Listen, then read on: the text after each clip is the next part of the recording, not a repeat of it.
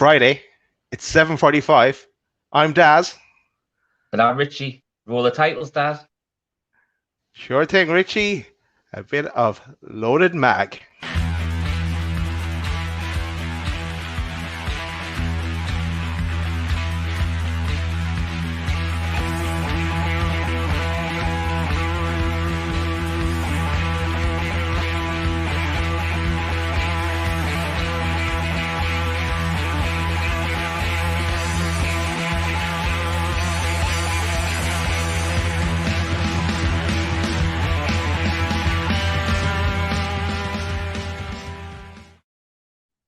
Still love that.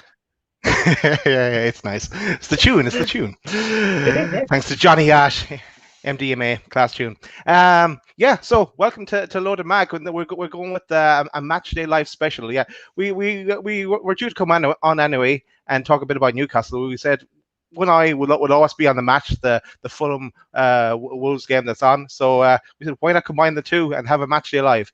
Before I bring on some of our guests, some of them are still actually eating their dinner and that haven't even joined us yet. So we'll give them a chance to join us. But I wanted to say, Martin won't be with us today, but he is doing up his kitchen and he's let us know about it. Here's a quick picture of Mr. Nesbitt doing his kitchen.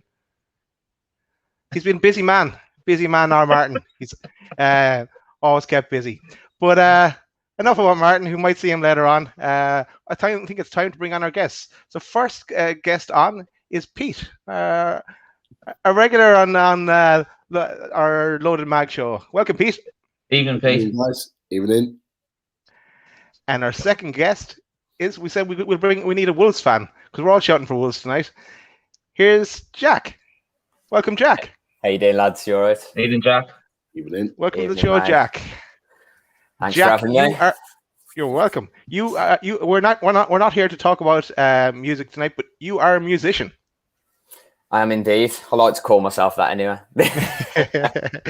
And we have you booked to come up on Load of Football Weekly in the coming weeks. So looking forward to that. I think it's in May that you're going to come. Yeah, I think first week of May, is it? I think. Perfect. Yeah, I think it is. Perfect. Yeah. And the good news is, I think Chris has finished his dinner, so we'll get Chris on. Welcome, Chris. All right, guys. I'm not even having dinner yet. Not even having it yet. How are we? Be all right?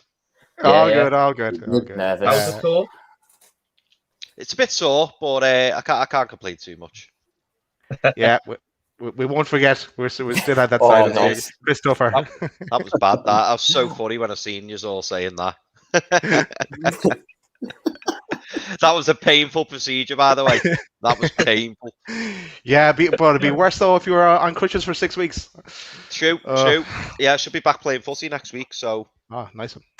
Very good. I think we'll go straight to the team news, and we'll I think Jack, we'll go to you. You're dying to talk about Wolves. We'll talk about Wolves, and we'll go through. You can talk us through the team, and we go around the house then. Very worried. For those that watched us on Monday, you'll understand why I'm worried. I think going forward, got plenty to offer. I think Podence being back gives us a massive bit of creativity in that midfield three in front of Neves and Dendoncker. But the defence is shaky without Bolly, or even without a five at the back. I think with Cody and Sace in a back four, neither of them very good at one-on-ones. Dendoncker and Neves not really much protection in front. Two wing back don't offer much defensively either. So it's literally gung-ho. But when you're playing with Willian Jose out front, you ain't going to score goals. Watch them score hat-tricks tonight. Oh, yeah. Right. I've been saying that for weeks. I've been saying I've slagged him off that much. I've slagged him off before every game, saying how bad he is. I'm just like, one of these days he's going to score a hat-trick, and then he doesn't do anything again. He gets took off at 75 minutes. Silva comes on and does more than he does in 15 minutes. Rich, let's go to you next. What do you make of the team? I've got to admit, I agree with Jack. The three behind Willian Jose, I think, are a fantastic three. You know, Adama's got lots of pace. I know he hasn't had this season like he did last season, but I have been impressed with Neto and Podence. I think Neto was probably been your player of the year this year. Yeah, I agree. I think what we were talking before the show about Neves and Denoy, you don't really have that defensive midfield that's in front of you. They're more, as you said, technical and box to box. And I do like Cody at the back, but he's hard to say without body, unfortunately. He's just a fantastic centre half. He's always seemed to have a good game against Newcastle whenever he plays as well. I think he's got a couple of goals against us as well. So it's just a shame he's not there for his tonight against Fulham when we need you. Yeah, it's a big miss for us. Big miss. Thanks, Rich. Pete, your thoughts? Again, as always been mentioned, I think the frontline striker is the biggest problem. I mean, William Jose came with a bit of pedigree actually. When I saw that Wolves were linked with him, it was like, wow, okay, that'll be a really good signing for them. But he's just not hit the heights. It just doesn't seem like he's settled to English football. And I think it was already been mentioned about Fabio Silva. I really rate him as a player, and he's still a young lad. And for me, him not starting, I think, is a real surprise because that's the one thing that Fulham really struggle with. They struggle with that pacey, quick thinking type of striker. Their centre backs they're quite comfortable with a big, strong, physical defender that they'll be able to manage. But I think that's where the other three behind them will make the difference. Adama's run, he hasn't played well this season, but his run on Monday night to set up Dendonker's goal was fantastic. And you want to be, as a Wolves fan, I'm sure you want to be seeing more of the same. But yeah, again, as it's been mentioned, I think I mentioned it before we went on air about Willy Boly not playing. I think that's a massive miss. I think Patricio's not at the level he hasn't been all season. I know he got injured before international break. He's, for me, is a little bit of a worry because he's susceptible for leaking a poor goal or two. The positive I'm taking out of this as a neutral is that Fulham don't create many chances. So hopefully it'll be enough for Wolves to get the win. Cheers, Pete. And we'll go to you next, Chris. What's your thoughts? Do you know what? I'm a big fan of the Wolves team. They've got some fantastic players. I agree with Podence probably being, up for player of the season. I mean, Neto seems to have come on massively, hasn't he? Especially in recent weeks. I think Neto is going to be a big threat. William Jose, it was funny because when Wolves signed him, he kind of went under the radar a little bit, didn't he? And I know that he was being touted for 25-30 million to the likes of us and West Ham. And it never happened. I think he was at Sociedad, wasn't he? And then he ended up coming on loan to Wolves, and I thought that was a shrewd little move, but it's just not quite worked out for him, has it? I mean, I'm also a big fan, and I'd love to hear more, from what our guest thinks. I'd love to hear more about Ait Nouri, if that's how you pronounce it. I've seen bits of him, Jack, and do you know what? Like, from what I've seen, he looks really raw. But I think he's going to be a proper player. Like, I mean, he's full of tricks, isn't he? I don't know about him defensively, I'll be honest. But when I've seen him going forwards, I've been a big fan of him. I think the problem with Ait Nouri is that he was brought in to replace Vinagre, mainly, and he's very much a similar player without the stepovers. For any Wolves fan watching, they'll know what I mean. Vinagre, whenever he got the ball, he'd do 5 or 6 stepovers, whether there was a player there or not. It just reminds me of someone on FIFA, trying to do random skills, and that's what Vinagre used to do. But he's coming on in Portugal now for Famalicão, and then we're stuck with Ait Nouri, who he's basically just Vinagre, maybe a little bit better going forward, but just as bad at the back. Yeah, I mean it's interesting, isn't it? I mean, he looks like he could be a really good player. I don't know. We'll all see, won't we? How he pans out. But overall, I mean, you've got to be happy with that team, haven't you? I suppose. I mean, João Moutinho being out, would you have Dendoncker over João Moutinho, or is it a bit of a negative him not being in? To be fair, Moutinho at the start of this season was absolutely appalling. I'll be completely honest with that. And I, like a lot of other Wolves fans, thought he was done. Maybe his age had caught up with him. But the last few games that he played, since that goal against Arsenal, that absolute screamer he scored, he's been back to the player that we've known for the last 2 seasons. Incredibly calm on the ball, dictates the play, creates everything for us from that holding midfield role. But I think Dendoncker in midfield, it doesn't really work in that too, because you need that one sitting in front. If you're going to have Neves there, he's the technician. You know that you can't have a box-to-box sitting in front of a back four, especially when none of that back four are very strong defensively, really. You know, Cody looks great in a back three when he's sat in the middle, but if you watch Wolves and you know how we play with that back three, Cody doesn't really do that much one-on-one defending. He's more of a out ball. He's more of a sweeper that creates the play instead of defending. And Bolly bails him out pretty much a lot of the time. So it does worry me having that back four with no real protection in front of it. I'm just hoping Traore's on a bit of form. Neto can pull one out the bag, because he's been poor the last few games as well. Neto, I know if anyone's deserved to have a few games off, it's been him. He's had a wonderful season and he's phenomenal talent, phenomenal player. But he has been quiet the last few games, whether that's because people are marking him out of games or what, I don't know. Maybe it's just a bit of a dip in form, but we'll wait and see. I fancy him tonight. I've put him in my fantasy team, so I'm hoping he does something there. Good man. I mean, it's good. It's good Luckman's out, isn't it? That's going to be a big plus tonight.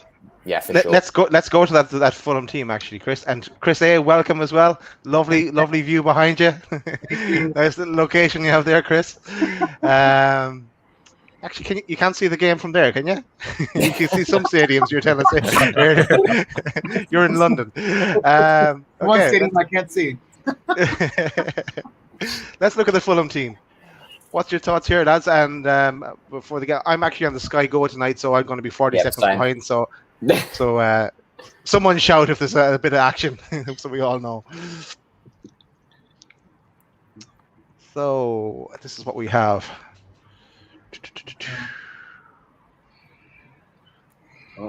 Mitro's playing, of course. Loftus-Cheek. I'm very surprised Tosin Adarabioyo isn't playing, to be honest. I do rate him. I think he's a good centre half. Because him and Anderson have put together a really good partnership. I rate Anderson. I think he's a really good centre back. He's a very good player. If you look at the resurgence Fulham have went through, I think he's been a big part of it. He's looked really, really solid in the centre half. I think the lad who is being partnered with him, I think he's the one that's been given away a bit more of the mistakes, or a bit more. Just looks, I don't know if it's the nerves getting to him or something like that. But I tell you what, I think Anderson's a proper centre half mind. Yeah, he's a very, very good player. He's someone that I wouldn't mind Wolves having a look at if Fulham are to go down. I think he will fly under the radar of a few of the bigger clubs, and maybe someone we could try and snap up. Him and Bolly, either side of Cody, it'd be very nice. Yeah. See, we don't really care about Fulham. It's all about Wolves tonight. Focus on Wolves. The positive energy towards Wolves. It's what we need. Chris, any thoughts on the team or anything? Chris A? Yeah, I've always liked a bit of Ruben Loftus-Cheek. I think he's been a good young player. Mitro, I've always kind of had a love-hate relationship with him. He obviously was decent when my first year in the UK in 2015, but then didn't show the promise. And I was happy to have him go from our team and get some funds for his sale. But it's not really a player that I would want to have back on the squad.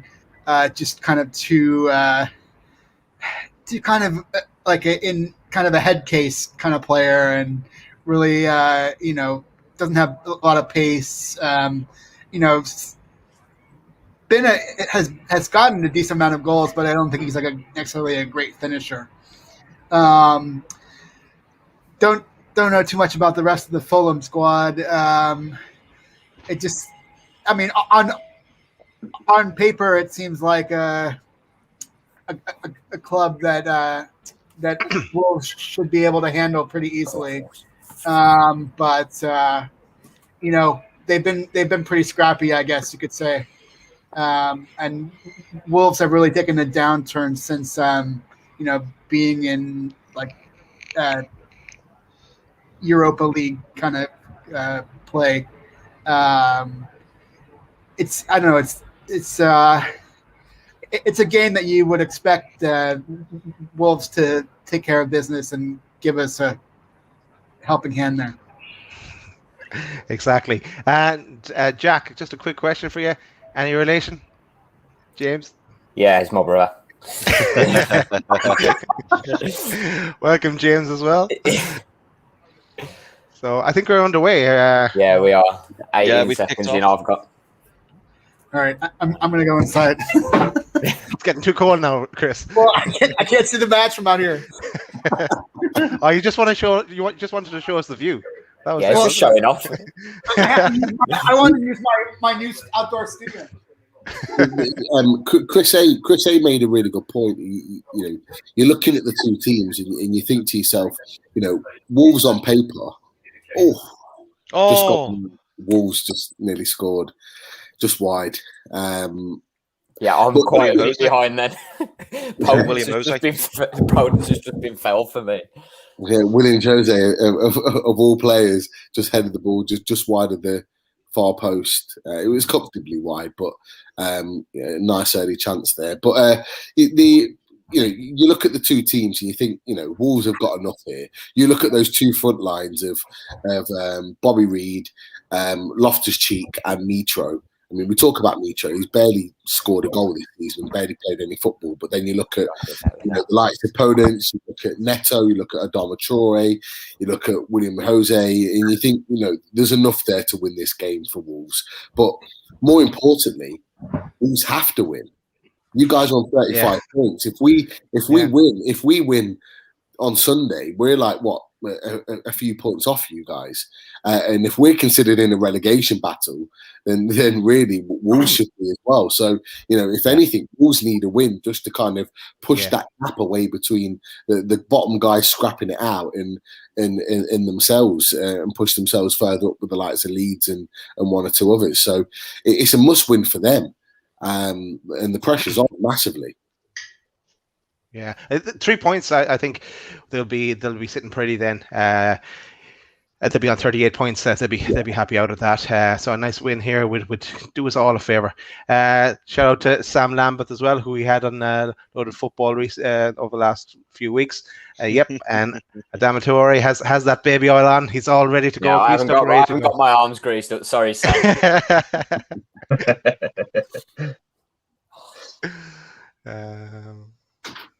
Yeah, we've got some kind games coming up after this, though. I think we've got Sheffield United and Burnley next. I know Burnley are a tough team to play against, but at our place, I reckon we can do them.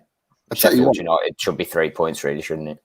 Alongside this fixture tonight, they're three very, very, very, very nice fixtures there for you guys to really sort of shore up your position in this league. So hopefully it starts well tonight. I'm nervous. I don't know about you guys. I am. God. That's why I've been quite quiet the last few minutes. I'm just like, you watching it thinking this game is so like, Jack, honestly, mate, this game's massive for us. Like, if Fulham go and win tonight, it's just like, we go in the bottom three, don't we? And we're blaming you then. We're blaming the you then, Jack. If that happens. Yeah, not to put you all down, but I've had Fulham to stay up. Sorry. Whoa. So you're saying Brighton are going down? Dad, did you not check this before? Jack, wait, Dad, did you not vet Jack on this before we actually invited him on the show? I was about to say, Dad's cut the feed, man. Thanks for coming, Jack. In the green room. There he is. He's gone. Oh, is that Jack? We couldn't hear you. Newcastle. Newcastle to win the league. That's what it is. Just ask Daz while Sam's still on the feed. Ask him if he wants to come on and replace Jack first week in May as well on LFW.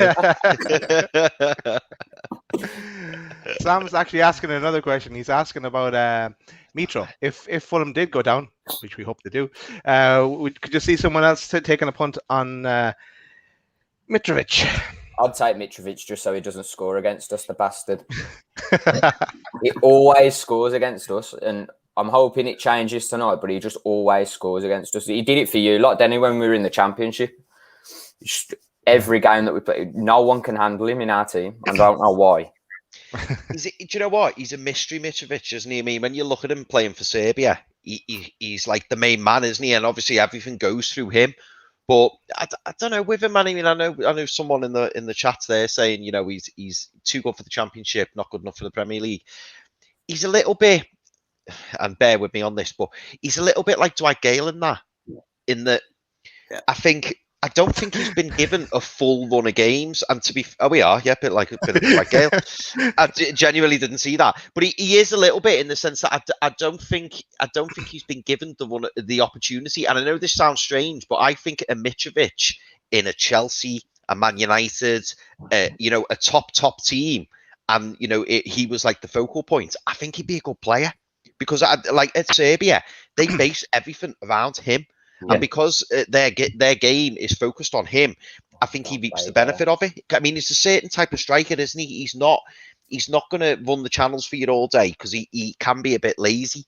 But he does know where the back of the net is. And if you give him enough chances, he will put the goals away. Come on. But I don't know.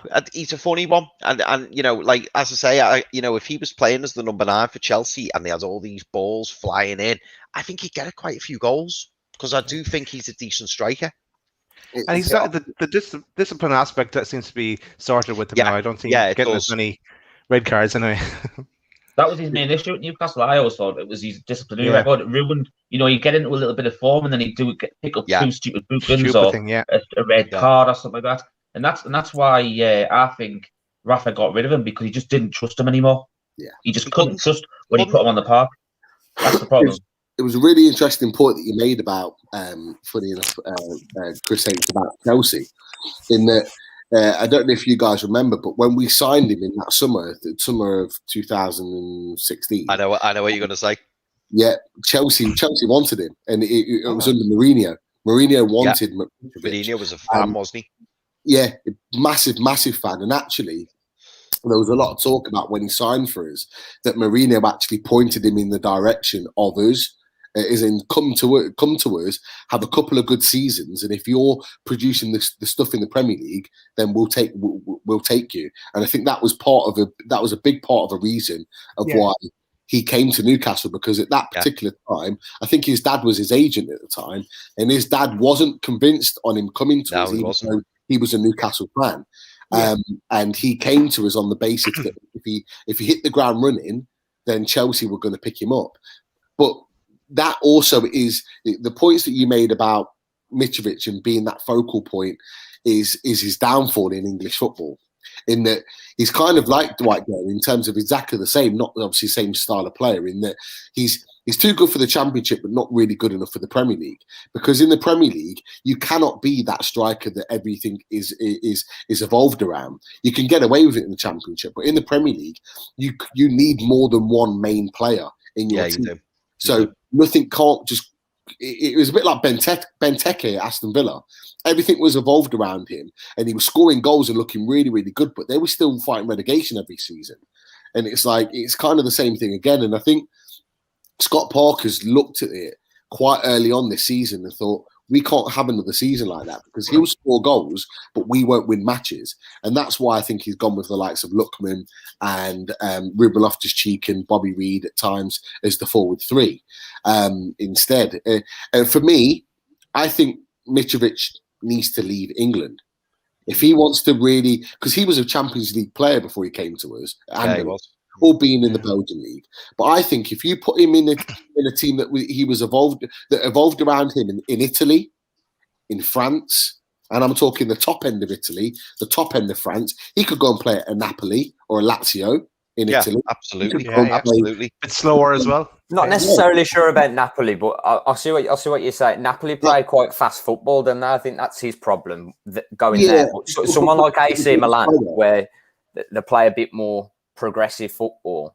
I think for definite. I think he wants that. That's his problem, though, isn't it? It's ego. He wants to be the main man. He wants to be the sole focus. And if he isn't, he throws a paddy and doesn't want to play. And that's the thing. I think if he wants to get back at the top table in terms of playing European football, I think he's probably going to need to leave England because he's 25, 26 now. He's not young anymore, but yet there's still potential there. And like you said, Chris H, he looks a completely different animal playing for Serbia. I think there's an element about the fact that it's his country and he's got that passion there. I said it the other week. Mitrovic had that same passion that he has for Serbia. He had that same passion at Newcastle because he supported the club. He loved Alan Shearer. He followed the club when he was a kid. So coming to Newcastle, he had that drive, passion about playing for us. He doesn't have that for Fulham. And that's, I think, the big difference as well. So if he's not the main man, when he does play, he has to have that drive. That's something that's going to give him that extra 10 or 15%. But yeah, I mean, like, it's a difficult one. There's no point in him getting relegated with Fulham and then signing for a Crystal Palace or someone of that same level or a Burnley, because you're just going to get the same from him again. Yeah. And wasn't the coach that brought him to Fulham Serbian as well? I think he was. Yeah, he had that alchemy connection and then lost it when they got sacked. Absolutely, Chris, good cracking point that, mate. Yeah. Yeah. Interesting game. Maybe you know what? This game, it's such a poor. I mean, Jack, I'm sure you won't mind me saying this. It's so far the first 11, 12 minutes. Like the quality's just not there, is it? Like both teams, it's end to end. But Fulham have got a big mistake in them. You can see it. I mean, they look so shaky in defence. Fulham, they look like they're ready to drop a clanger. Typical first 15 minutes for Wolves, though. I mean, we are always slow. I don't know what it is. I don't know why we just decide to play in second halves of games. Like if we played, if this season we played like we do in the second half, in the first half, we'd still be up there. We'd be like 8th, 9th, I reckon. It's been a second half team all season. It hasn't even it's not even been like second half of the season. It's been all season. No, all season. Yeah, a second half team. The thing is, though, it's since we've been promoted. The first season we were up, we were okay in first half. But last season was just as bad. We were terrible in first halves of games. Second half's brilliant. Do you think Nuno sets you up to do it though? He's always like, go and see what happens with the opponent's first half, and then we'll address it at half time, and then get the win, or we can play how we want to play in the second half as long as we're still in it at half time. I think it must be, because it can't just be a coincidence that we just come out firing in the second half. I think the way Nuno likes to play is keep the doors shut until half time, and then we can really assess what they are doing and find the gaps. He's very much a tactician, and he likes to really look into the game, I think. And that's why he does what he does. So, like you say, in the first half, we sit back and try and analyse where the spaces are and where the chances can come.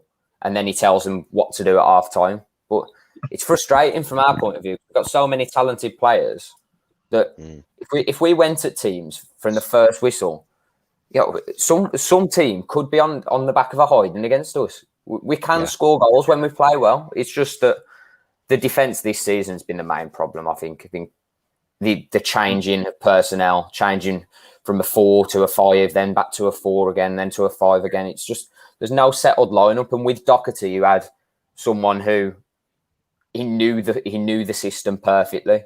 Semedo's coming in, maybe he has got talent, but he hasn't settled yet. And he doesn't know the system. He's been playing in a 4 at the back for Barcelona, where he hasn't really had to do much defending. Like, how many games do you see Barcelona on the back foot against mediocre opposition, against like Madrid, and in the Champions League maybe a bit more? But he, as a defender for them, Jordi Alba's the same. He's not exactly the best defender in the world, is he?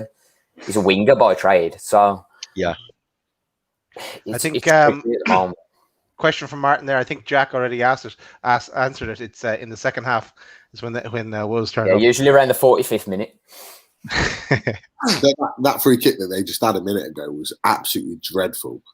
It was a really promising position as well on that right-hand side, like the corner of the 18-yard box, and there's just no one there. Even where the ball landed, within 10-15 yards, there was no Wolves player there. It was just... Is this the Neto free kick? Yeah, the one just a minute ago. It was honestly, really our set plays, mate, are dreadful. They are absolutely awful. We either do a shitty short corner that never comes off, like ever, because it's the movement in the box for me. I think. Again, I'm going to keep going in on Willian Jose because his movement for a centre forward, right, who's 28, 29, his movement is absolutely dreadful. It's non-existent, actually. It ain't even dreadful. It's just not non-existent. He just stands in one spot in the box. And this is the difference. And this is why I don't understand why Silva doesn't play more. I know he's young, and I know he's missed some big chances in the games that he's played. But the difference between him and Willian Jose is that he's creating these chances. He's getting into space. He's running in behind. And Silva always seems to be in the right place at the right time. Not necessarily finishing them off, but he's always in the right place at the right time. And from a fan's point of view, I like he's that. Not shying away, is he? Not for an 18-year-old kid. I know he's come for big money and with a big reputation. But I think if Nuno had put a bit more faith in him, I think he'd have done okay. I think he'd have scored a few more goals. How much did you pay for him, Jack? He was unlucky against Newcastle because Dubravka made that fantastic save in the last minute. Yeah, that's right. Let's face it, it was a fantastic save, but he should have scored, shouldn't he? Like, there's no two ways about it. 28-year-old striker puts that in the back of the net, doesn't he? It's one of them. Well, it's a great save, but mate, Willian Jose wouldn't have even been there. He'd have been twiddling his thumbs, picking his nose. Quick question for you: would you swap William Jose for Joe Linton? I'd swap Willian Jose for myself, mate. And I'm a terrible. So I'm 5'7", and I still think I'm a better target man than Willian Jose. That is no joke. I'd take myself. I'll put myself in there above Willian Jose. He's dog shit, mate. He's dog shit. I know Joe Linton's bad, but trust me, at least he runs. He runs. He's dreadful, and he doesn't do anything all game, but he runs. To be fair, Joe Linton, he does run. He played well the last day. Yeah, William Jose winning today. Article. You seen him? God. Yeah. No. All right. While we're watching the game, lads, maybe we'll talk a bit of Newcastle as well. Yeah. First question: will Wilson be back? I fucking hope and so. If he's back, does he start from or is he on the bench? Going off what they said on the Amigos before, they reckon he's 50-50. So if that's the case, I wouldn't be risking him. Yeah, don't start him. Start him. Nah, he's definitely impact, and that's it. He won't start. Yeah. He won't start. Go on. Oh, why are you not attacking the ball, man? Oh, I haven't even got to that point yet, but I'm sure it's going to be something to do with Willian Jose. I don't know who it was. I think it might have been. Number 12. Number 12. Feeds are always like it's William Jose. Fine. Oh. It's William Jose. The thing is, I haven't even got to that point. I'm slightly behind, and I already knew it was Willian Jose. Like, he's fucking dog shit, I tell you. Oh man, the winger that put the ball in, it was a decent ball. Hey, hold on, counter attack on. Oh, go on. It was 3-on-2 as well. It's broke down. Okay, I'm seeing this Willian Jose chance now. Pete, you're a bit ahead of me. And watches it go past you. Pete's TV is always like 2 seconds in the future from mine. In the future. I forgot what I was going to say now. With regards to Wilson, I wouldn't start him anyway. To be fair, I'd do what we did with ASM. I'd give him the last 15-20 minutes to play. If we need a second goal or we need a goal that's going to win us the game, bring him on and inject that little bit of pace and put that little bit of doubt in Burnley's minds, with the likes of the ability of someone like Callum Wilson coming on, and then you build him that way. You give him 15-20 minutes, he gets his confidence back. He's had 15-20 minutes, and then you would then look to the West Ham game, for example. Is the one where you would say, right, play from the start. They've got players missing, so. It makes sense. Bruce typically last year probably would have thrown him back in, and then he'd have probably done his hamstring again. But I actually think that the medical team and the players are taking more of an ownership of their own fitness and their own bodies this time. I think Callum Wilson's definitely. I think if it was up to Steve Bruce, he'd have been back a couple of weeks ago, or before the international break. I really do. I think Callum Wilson's took control of his fitness, and I think ASM has done the same, and I think rightly so. Yeah, Pete, was it you or one of the other lads who said once you've done your hamstring, it's kind of like you never kind of really get it, not 100% back, but it's sort of like hamstring is sort of all of the injuries is sort of the one you kind of want to like. It's the worst. It's the worst. You never really recover from it. Yeah. You can have surgery or you can do your fitness work and stuff, but once you've pulled it or you've tore it, the scar tissue is always there.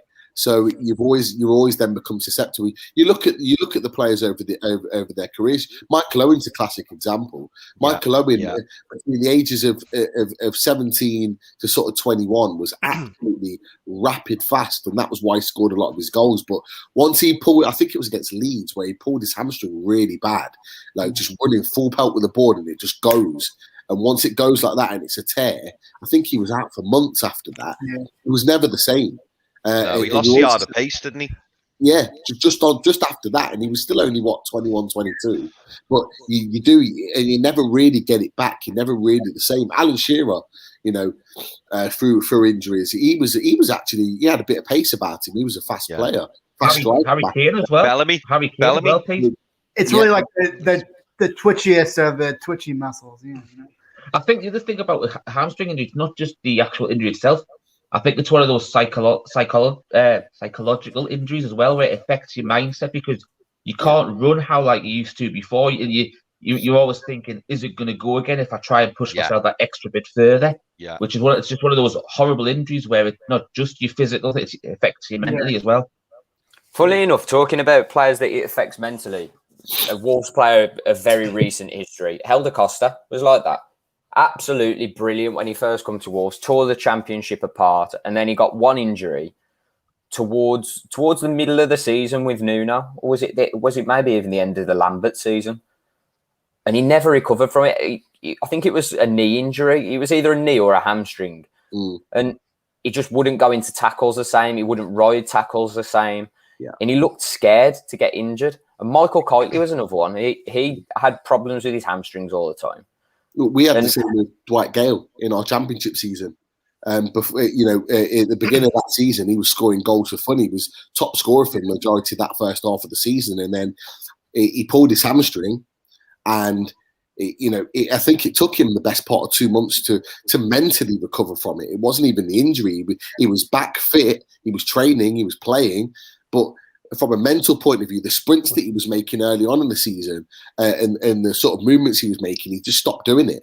And it was a mental aspect. Exactly what you said, Jack, is that once it's there, you never really, it's kind of like you run at your absolute maximum until you first pull your hamstring. And then you're never, ever the same. For the rest of your playing days, you're never the same because you've always got it in the back of your mind that it's going to go again. And Dwight Gale's, I think that's been Dwight Gale's downfall ever since that Championship season. He hasn't been the same since. Yeah. He hasn't ran the same since. He doesn't commit defenders on the last man the way he used to be. He's still got good movement and he uses his movement time and again to create space in the box. But he was about committing defenders going the other way, even when he was at Peterborough and he was scoring goals there in League One. He was always about committing defenders, and he's just stopped doing it. And when that's a big part of your game, you lose a huge chunk of who you are, and it takes a long while for some players. I worry about that with Alan St-Maximin, if I'm honest about you, because just in the 2 years that he's been with us, he had a couple of hamstring injuries already, and it really worries me. He worries me for two reasons. One, because of his hamstring, and two, because a lot of the players have openly said that he doesn't do a lot of gym work. Now, that worries me. At the age of 23, if he's not doing much gym work, when those injuries do start to really kick in, normally the gym work continues your fitness and your physical, like your levels, keeps your physical levels up when you're getting into your sort of mid to late 20s. But if he's a guy that's just naturally fast and quick, but doesn't do any gym work, when that starts to slow you down as a player, you're going to then slow down and you're not going to be as impactful or as effective on the pitch as what you would normally be. Hatem Ben Arfa was the classic example of that. Yeah. Oh, mate, that injury against Man City. I think it was after the tackle with De Jong. Oh, mate, I was on my honeymoon. I was absolutely devastated. Ruined it for you, Chris. Mate, I couldn't believe it. Didn't even get the card. I couldn't believe we got him on loan. We got him on loan for Marseille. Yeah. And then everyone was like, quick, sign him up. And then I think we signed him. And then literally about 2.5 games or 3 games, whatever it was, and he got that big injury. And I just remember watching it and watching him being stretched off. And I was like, oh my God, he's going to be out for ages. And then they were like, he's done. Yeah. I was devastated. It was the week after he scored that amazing goal against Everton. I was there, mate. I was in the away end at Goodison. Mate, it was amazing. Yeah, it was amazing. Amazing. That was on this day in 2012, according to Newcastle's Twitter. Really? Yeah, they tweeted out the video about 8 this morning. No, that was that not the Bolton? That was the Bolton goal that did. That might have been the Bolton game. Yeah, I saw blue team on the small video, and I was like, okay, Everton now. Wolves have got a corner, by the way. Wolves have got a corner. Yeah, come on, Wolves. Yeah, about a minute behind, mate. If we've got a corner, I'd switch off now if I was you. They're going to score from it, like. Yeah, keep it collected. Well, there we go. Then. Oh Jesus! We don't score from corners. This is a massive problem we've got. Like we've got some good headers of a ball in the box. Then Donker's decent in the air, Sace, and Bolly, Cody. Even when Bolly plays, obviously he's good, and then Cody, even of late, is pretty good in the air. I mean, he showed that for England, didn't he? Scoring a goal for England before he scored one for fucking Wolves. We just can't. Wide. We can't put the ball in the box, right? Like corners are just dreadful. We either play a little terrible short one, or it just goes straight to the keeper. Fulham should have scored there. Yeah, great ball from Robinson. And to be fair, we talked about it earlier. If that was Mitrovic coming on the end of that, it would have been 1-0. It would have at least been on target, mate. At least. Yeah, that's just past the post as well. It's literally just might have even skimmed the post. I'm not sure, but it was very, very close. And you know, Fulham are upon. I think someone's put in the chat. I think Martin's put in the chat that Fulham are upon all the stats, but they don't look really. Apart from that chance, they didn't really look like. Oh yeah, he should have scored. Jeez. It came from nothing. You guys had the corner, a couple of passes. That ball goes into the box, unchallenged. That's what I worry about. This is the problem I was discussing earlier before it kicked off. You know, that we're just so passive in midfield. When you've got that back five, it's fine because you can shut out all the space. But when you've got a back four and you've got no one standing in front of it to cover any gaps or any hole in midfield, the ball literally goes from their defence to their attack in one move. It's so scary, easy. Mate. Scary. There's just with what I noticed in the West Ham game is there's no press. There's like it's easy when you're playing with a back five. You can sit back and you can hold. Midfield, it's poor. God. Oh God. Oh, scrambled in the box. Wolves have just got it clear. But yeah, a bit of a scramble in the box there. Fulham looked like they're creating a few chances. Flick on from Loftus-Cheek, and then Anderson just miscontrolled it, I think. Yeah, he did. Back into Mitrovic, and then I think it was deflected away. Fulham, just in the last couple of minutes, had a couple of chances. Fulham are turning it on now, aren't they? It seems to be all Fulham. Yeah, that's what Martin's saying as well in the chat. It's one of them. Not watching it. They're not having to turn it on. That's the problem. Yeah.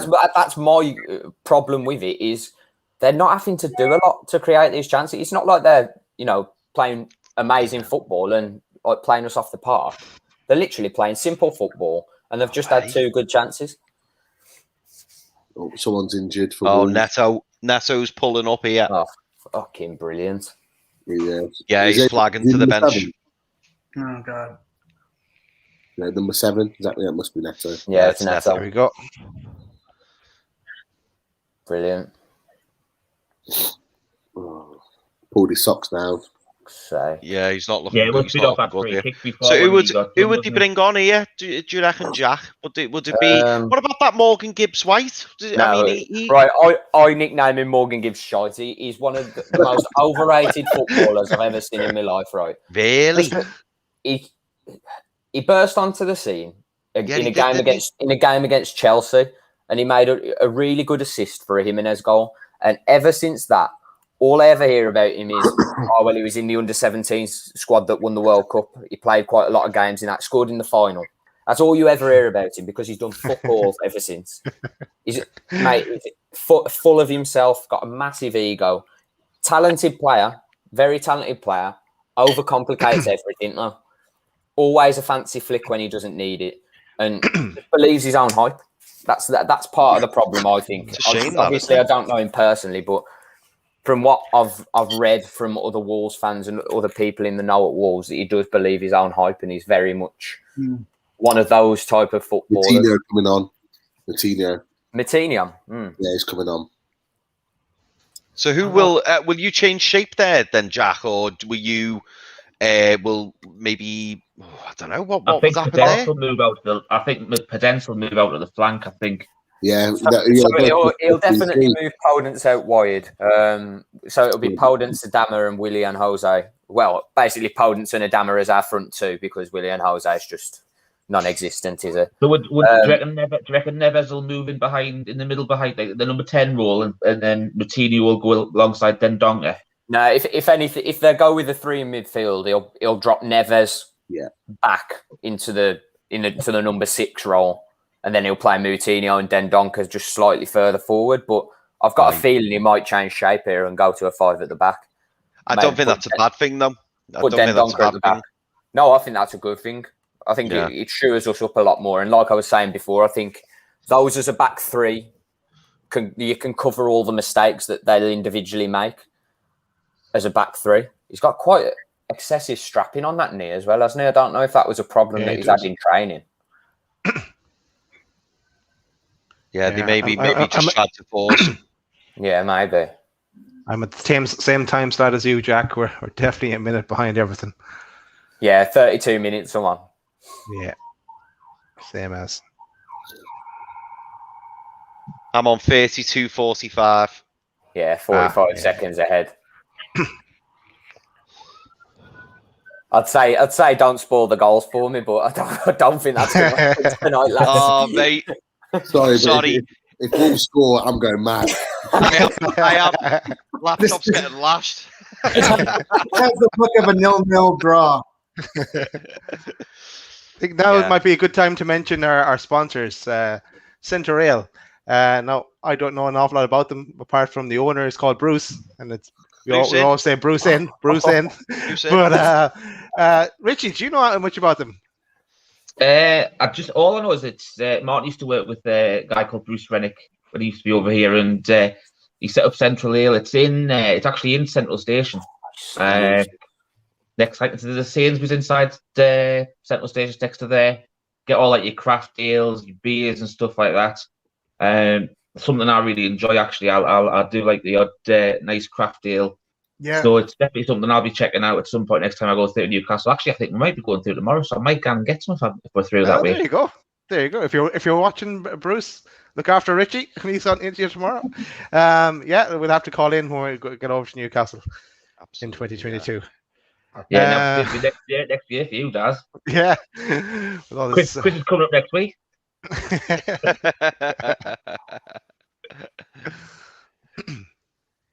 I'll tell you what, this game's just like, it's so scrappy. I tell you what, is there any need for the Adama Traore's biceps? Any need? They're like that. He doesn't do weights either, apparently. Bro, I know, that's what he said, didn't he? He doesn't do weights. All the Wolves squad apparently say exactly the same. Every interview that I've watched with Wolves players, apparently he doesn't do weights at all. Bro, do you even lift? Chris, very important question for you. Yeah. Andrew. Chris H. Sorry. Okay. Andrew, Separate you. thank you so much for the concern. I've not been getting much of this, so thank you so much for that. I appreciate it. No, it was okay. So basically, let me get the. I'll tell you the medical term of what I had. I'll tell you. Was it not Gary Lineker's toe? Was that not what it was? Gary Lineker's toe. I had subungual hematoma. Subungual hematoma, which is bleeding under the nail caused by pressure and pain. So I can't even look. Tell me when it's gone. What I had to do, when I went to A&E, they done an X-ray, and there was no fractures, no breaks, but they said I had this problem, and what they needed to do was burn a hole through my nail. Oh mate, it was something else. I nearly hit the ceiling when they done it, and the blood just went. All right. But yeah. Were you not under anesthetic when they did it? I think I should be just done it. The only Chris on the show. You should be over. Domatrore. It was one-on-one with the defender, but he's dragged it well wide on his left foot. It's the bicep. He's just too cut. He's got to do better there. That was an awful attempt. Yeah, the shot was absolutely shocking. Wait till you see that. I think William Jose would have done better, Jack, to be fair. When you see that shot, you'd probably put in 5 meters wide instead of 10. Is that what it is? Jose wouldn't have been in that position, Chris, like Joe Linton. True, mate. True. Yeah. Right, Joe Linton was there for tapping Sunday. He's not all bad. Big Joe. No, actually, going back to that, I know we were all discussing it earlier. I think Bruce plays exactly the same lineup on Sunday, and I think he's got to. I don't think you can drop any of those players. See the shot, Jack. Seen the shot. Yeah, actually, let's talk about that, Chris. Let's talk about the formation, and I suppose I'll link that in with ASM getting a few minutes the last game. Yeah. Will he try and start him? And what kind of formation? He obviously has to change the formation to try and get ASM in then in some fashion way. And against Burnley, there's no need for 5 at the back. But do you know what, mate? I think he's going to play. I think he's going to play exactly the same formation, exactly the same team. I think ASM will probably get more minutes. So I reckon you could see ASM maybe getting on 50, 55 minutes. Hopefully Callum Wilson's on the bench if we need him the last 15, 20. Great, give him a run out. But hopefully we'll want 2-0 up by then.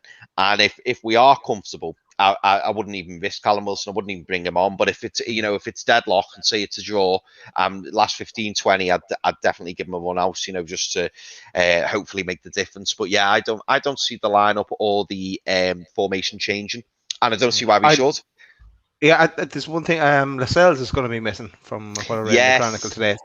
So will Fernandez maybe step back in there, or I'd get rid of Kraft for sure out of there. Change the back. But I'd probably bring Manquillo in.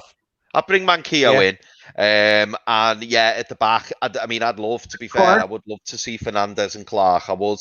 But then saying that, Clark was Clark was dropped, wasn't he? Yeah, he was last game. They didn't want to play 2 left-footed centre halves. It was actually, I don't know if I think Daz, you were watching 3 me because I caught the last half an hour, and it was something Steve Hasty actually made a point that it was something I've been thinking of for a while.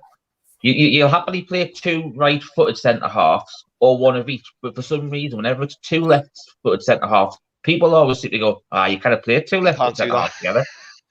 Do you think that we'll see both Longstaffs on the field pitch together this season? No. Yeah, we only saw it once, if I remember. Shelby's in the team all day. All day, Shelby's getting played. He's vice captain, so he'd be the first name on the team sheet, unfortunately. Yeah, he's going to be captain, isn't he? Oh, that's right. I actually think you made a good point, Chris H, about ASM. Because I think if you're going to get ASM into the team and you're going to want him to start against the likes of Burnley, I mean, he effectively ran the team into the ground when we played him at home. Yeah, he did. I think you have to change the system to fit him in. So I think it's a really, it's a really, really interesting call that Bruce is going to have to make, because, you know, we played well against Tottenham. But do you go 5 at the back or 3 at the back with 2 wing backs again? You would, because you'd be getting Richie and Murphy into the team, who both are fantastic. You naturally, you bring in the likes of Clark and Fernandez and take Kraft and Lascelles out. But because there's a high chance that you're probably not going to see Lascelles for the rest of the season now, and we've got Shaw out as well, is he going to want to risk going 3 centre-backs, knowing that an injury for them, for one of them, is going to throw that system completely out the water? Is he going to want to try and preserve one of those centre-backs? He's got to find a place for ASM. Will we now revert back to that system of playing with split strikers in order to bring ASM in to get the best out of Almiron? Almiron played okay Sunday, but nowhere near the likes in the weeks previous when we were playing that split striker system. So there are big decisions to be made, and the system will tell us a lot about the personnel, if I'm honest with you, because we've got players that only fit certain systems at the moment. Because for me, ASM in a 3-5-2, he doesn't fit anywhere. He's not a striker. He's not a wing back. He's not an attacking midfielder. So it's a bit all over the place. And he's your talisman. He's your main man. So are we going to change that system just to fit him in? I don't really know. It'd be interesting. It wouldn't surprise me if we go with a back 4, if I'm honest with you, with Clark and Fernandez as your centre backs. Like you said, bring in Mankilio in it right back. And maybe sacrificing Dummett to left back. Yeah, Dummett to left back. I think as long as he's fit and his conditioning's good, I think he starts every game now between now and the end of the season. I don't think he's going to risk playing Lewis, because let's face it, Dummett's not put a foot wrong really when he's played. And fair play to him. But I think he might go for that balance. I think he'll drop one of Murphy and Richie or Richie to supplement the team properly. Do you think we could see 4-2-3 back, 4-2-3-1 back, Pete? Because that would fit Maxi lovely.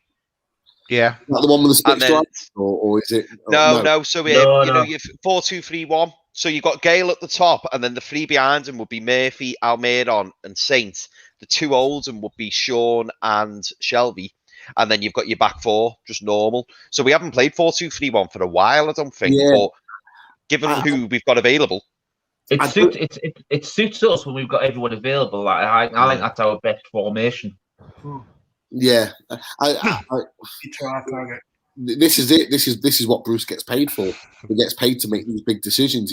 He's gonna have to let some important players, some key players, and certainly some players that played well on Sunday. Maybe he's gonna have to drop them to fit other players in. You know, in one sense, he's lucky that Fraser's injured, because he's another guy that you want to try and fit into the squad and into the team. So there's big decisions there. So I'll be honest with you. I if I'm going to say what he's going to go for, I think he's going to go to fit an attacking lineup, and I think he's going to try and find a way of fitting ASM in. But equally, I won't be surprised if he goes 3 at the back and ultimately set up as if he wants a point from the game. But I think it will be determined by what this result tonight. If I'm honest with you, I think if Fulham lose tonight, I think he'd take a point Sunday. Oh no, I do. Yeah, yeah. We actually on Sunday when me and Martin did our review, I actually said it. Depending on what Fulham do tonight, if we all we've got to do is better their result this weekend, and then all we've got to do for the rest of the season is match Fulham's results. Yeah, and then we'll be 4 points ahead of Fulham when we play them at Craven Cottage. At least 4 points ahead of them. Yeah. I don't want that game to mean anything. If that game means anything, as I say, I've got huge doubts over it. I've got to be honest. I really have. I just can't. I think we beat them if it doesn't mean anything. But if we need anything out that game, I just have a horrible feeling we won't get what we want. Yeah, as long as we don't see Henrik back in that team, returning to Burnley. No, don't want to see him anywhere near the team. He shouldn't even be in the squad, Daz. No. We've got enough centre midfielders now, even with Hayden injured, to see us through. You know, the fact that he's had awful games recently should put him at the back of the pecking order. And Matty Longstaff should then move up. So then if we need another centre midfielder in the squad, it then should be Matty Longstaff. Naturally, that's what should be when you've got a competitive position. Whether Bruce does that or not, I have no idea. But it'll be interesting. To be fair, I'd probably agree with what some others have said. That if Hendrick's been that bad, if we were struggling, obviously you've got Shelby, you've got both the Longstaffs, you've got Willett in the centre as well. I'd even be tempted to put Matt Ritchie in the middle before you bring Hendry back in. Mate, I've wanted Matt Ritchie in the middle for a while now, and I know some people may go, bloody hell, that's a bit weird or that's a bit random, but do you know, with Ritchie, he gives 110% wherever he is. He's constantly barking orders at people, which I think, is needed. And he despite his age and, people saying he's lost that touch of, that touch of pace, because he works that hard, having him in the middle, throwing tackles in, screaming and shouting, I think it'd work. And I'd much rather him than Hendrick. But I'd probably rather him than Shelby. The only issue I have with that, go on, yes, get in. Shut up, Peter. Yes. William Rose.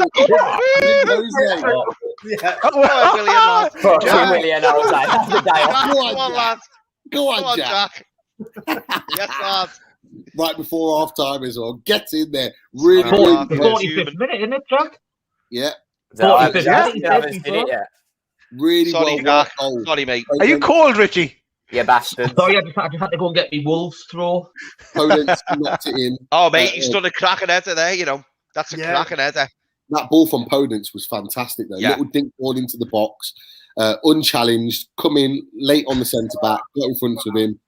Smashed it into the marking's awful, though, Pete. The marking's awful. Oh, that's what I like to see. They couldn't let's face it, lads. Yeah, come on. Get in.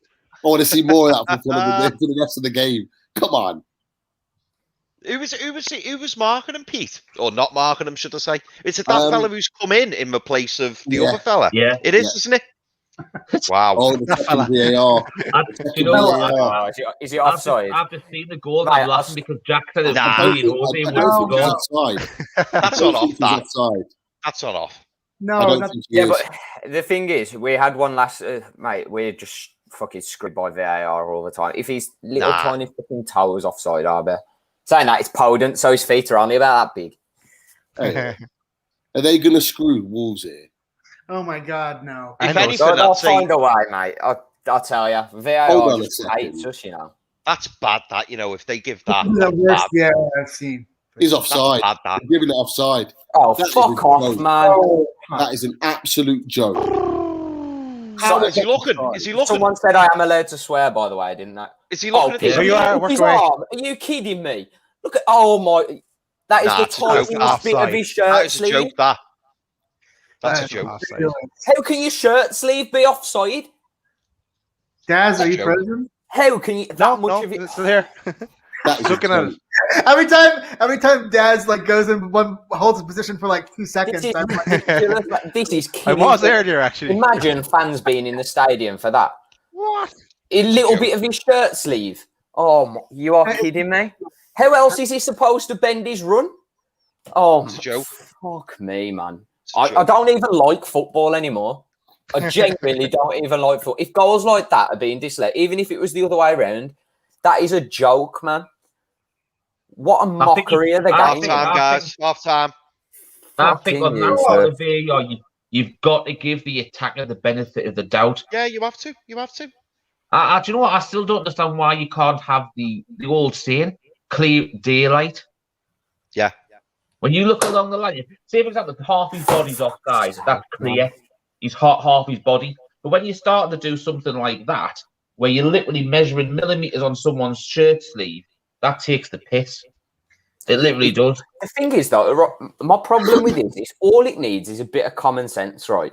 You just need to look at the image from across the line and then judge it from that. You don't need to draw all these lines. You can tell if someone's offside, can't you? You know what annoys me about that? Sorry, Rich. I just wanted to add. The one thing that really annoys me about that is that for us Newcastle fans, on Sunday, they didn't do that for Harry Kane's second goal. Yeah, they didn't. They didn't even look at it. This is my problem with it, at the time, Pete, I never watched it back. For the big teams. Never for the big teams do they do it. That Harry Kane goal, because when it first went in, the second one, I went, that looks offside. And then obviously, you know, the others went, no, it's not. And when I watched it again, I was like, that's way for VAR. It wasn't as clear cut as people said. Look at it. They didn't even look at it. I think Harry Kane's was more offside than that one was. Yeah, million%. And that's the thing. That's the thing. It's all right bringing VAR in having your decisions, but there's no consistency there. If you're going to look at that one tonight, you look at the Harry Kane one, or you don't look at either. It's as simple as that. But you know, I'm just watching Scott Parker go off there and he's having to go to the linesman to say, why didn't you raise the flag? I'm not being funny. If you actually see that, you would think he was onside. I don't think you can blame the linesman there. I don't want to be one of these fans that's just like, oh yeah, VAR is massively against us. But I want to go back to the Wolves Liverpool game. I'm not sure if you lads watched it, but there was two very contentious penalty calls in that game that we should have had. The first minute of the game, Alisson wiped out. I think it was Neto, but I can't remember who. But Alisson just completely took him out, got none of the ball, wasn't checked by VAR. It was a blatant penalty. Even Jamie Carragher come on at half-time and said it was a blatant penalty. And then there was one in the second half. I think it was Trent in the two hands in the back of Moutinho in the box. It wasn't checked by VAR. It wasn't given as a penalty. And we lost 1-0 to that fucking bastard Diogo Jota scoring. So, you know, something I'd like to just been talking about VAR, obviously, how they're going to change it. I would normally have gone with like clear daylight. One thing I'd like to say, you know how the way they view penalties now, where it's a clear and obvious error when they bring the actual referee on and stuff like that and check it or whatever. That's the whole point of VAR, though, isn't it? When it was brought in, it was okay. So VAR will be used if it's a clear and obvious error. And you know what? VAR has worked in Germany. It worked at the World Cup perfectly well. It worked at the World Cup, and everyone was loving it, and everyone was for it after that World Cup and how they used it. So there's one common denominator on why it doesn't work in England, and that is the absolute joke and state of the referees in this country. But the thing is, though, on that state of the referees in this country, that offside to me isn't clear and obvious. No, it's not. Be out. The benefit of the doubt should go to the attacker for making that run and being technically in line. Well, that was the everyone knew that was the rule before VAR come in. It was, if the lino thinks it's questionable, he'll give it to the attacker. It was kind of an unwritten law, wasn't it? Yeah. That's just how it should go. And Arsene Wenger come out on, I think it was on beIN Sport the other day, and I think his view goes too far the opposite way, because he was saying if any part of your body's onside, then you're onside. But then again, you're still looking at shirt sleeves, aren't you? And you're looking at little toes.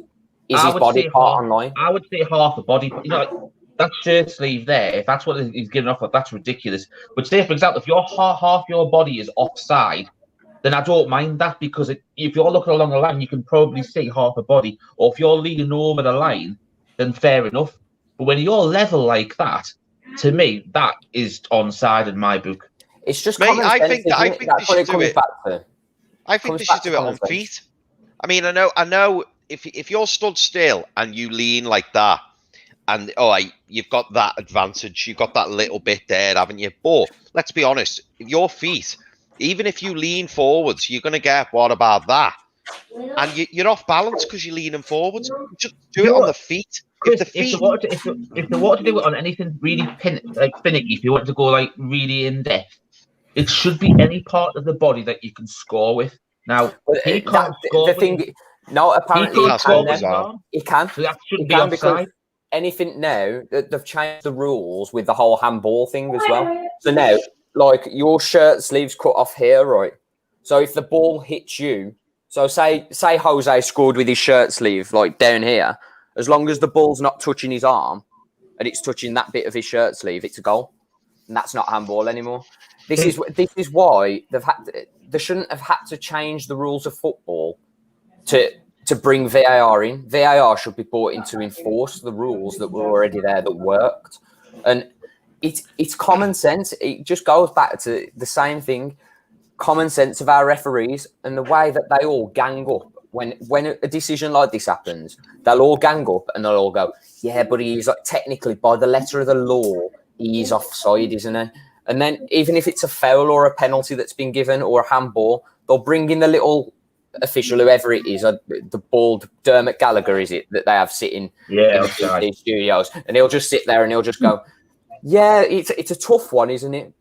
But the referee he was right to do what he did. He always does it. He never disagrees. He never ever disagrees. And he won't, because then he's basically out of the club. Basically saying my referees are wrong. He's not going to do it, is he? It's like a cult, isn't it? It is just like a cult. Oh, if you're a don't use that word. Don't use that word. Don't use that word. Oh God. We all Code red. Code red. Yeah, we get accused of being in a Sorry, cult. sorry, we're not affiliated with any kind of cults. Sorry. Oh shit! Have I shot you in the foot here, lads? Yeah. Anyway, Anyway, evening, Martin. Evening, boys. How are we? Right, two Good things. sub. Absolutely awful game so far, would be my opinion. Yeah. Now, I have had a couple of these, but I watched the run back of that goal 3 times there as it was shown on the game, and the Wolves attacking player. So the arm was behind the Fulham player that broke into the box to try and defend. It was. So when they did the whole lineup thing, now I'm no geometrical fucking scientist, but a line is a straight line, as they call it, on that. And the Fulham player was in front of that line in comparison to the Wolves attacking player's arm. So how I don't get how that's an offside at all. Oh, look, see, the cult things are kicking off now. Julie and everybody else is kicking it off. That is just not offside, is it?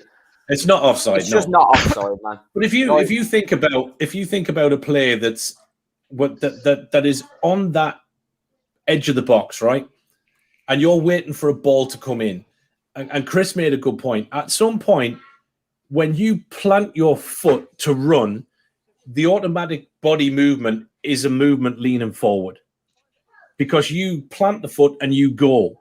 So I don't understand how at that point you can be offside when you're making the first physical movement in the process. Because at that point on the line, when both of those players were moving, he actually wasn't in a position to score. So how is it offside? It's wrong. It's a completely wrong decision.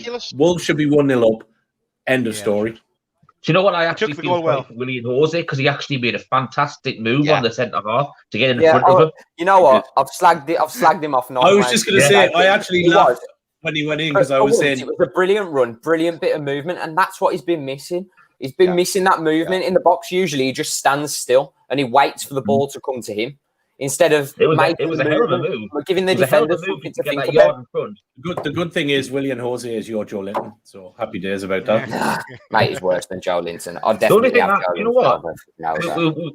We mentioned it in the first half about Wolves being a second half team. I really, really hope that drives them on even more in the second half. And they, you know what? I hope we go on and absolutely tank them. I know we won't. It'll probably finish maybe 1-0 either way, but it's not been a great game. Fulham, to be fair, have had the better of the chances. I've been watching the stats. They first half they have been outplaying Wolves, but I think Wolves have got more quality to be able to get the ball up the park and finish than Fulham do. And God forbid if fucking Mitro scores. I swear to God. I think there's probably been one clear-cut chance apiece aside from the goal. I think the Adama chance is a good chance for us. Was it Jose early on who put a flick on header wide as well? And then you've had the Loftus-Cheek chance and that bit of a scramble in the box, that Mitrovic header that it's just showed you. You know, there's probably been one clear-cut chance each. I think the Loftus-Cheek chance he should score, and then the Adama chance he should hit the target, shouldn't he? Yeah. Fulham have had the chance. Fulham have had the chances as well. Mitro should have buried the first one. Loftus-Cheek should have took the header as well. So it could be 1-1, it could be 2-2. It's been an even game. It's a bit of a boring game, but it's very even. Yeah, let me just pull up the stats. To be fair, I'd imagine. If Wolves go ahead, I'm telling you now, I think Fulham will just drop. I do. A goal early in the second half and now crumble. I think it could be 2 or 3. If that goal had stood, that would have knocked the wind right out of Fulham. Yeah, Four and a half. 47 to 53, lads, in favour of Wolves with regards to possession. Fulham have had more kind of shots on target and stuff, but every other stat, even accuracy of passes and duels won, clearances, interceptions, Wolves are ahead on everything, probably barring shots on target. But one stat that I never read too much into with Wolves is the pass accuracy anymore, because a lot of our passes go sideways and backwards. So it's kind of cheating, really. Yeah, it does say that on here, actually. It's all blown up on the chat, lads. Spinny's in the house, and he's lapping up the talk of the cult. And don't mention that word again, Jack. Sorry. Cult police are in the I didn't know. Funny, mate. Funny.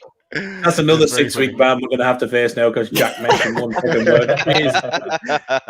He realizes he's just blown his own show now when he comes on to actually plug the one thing he's good at, which is the music.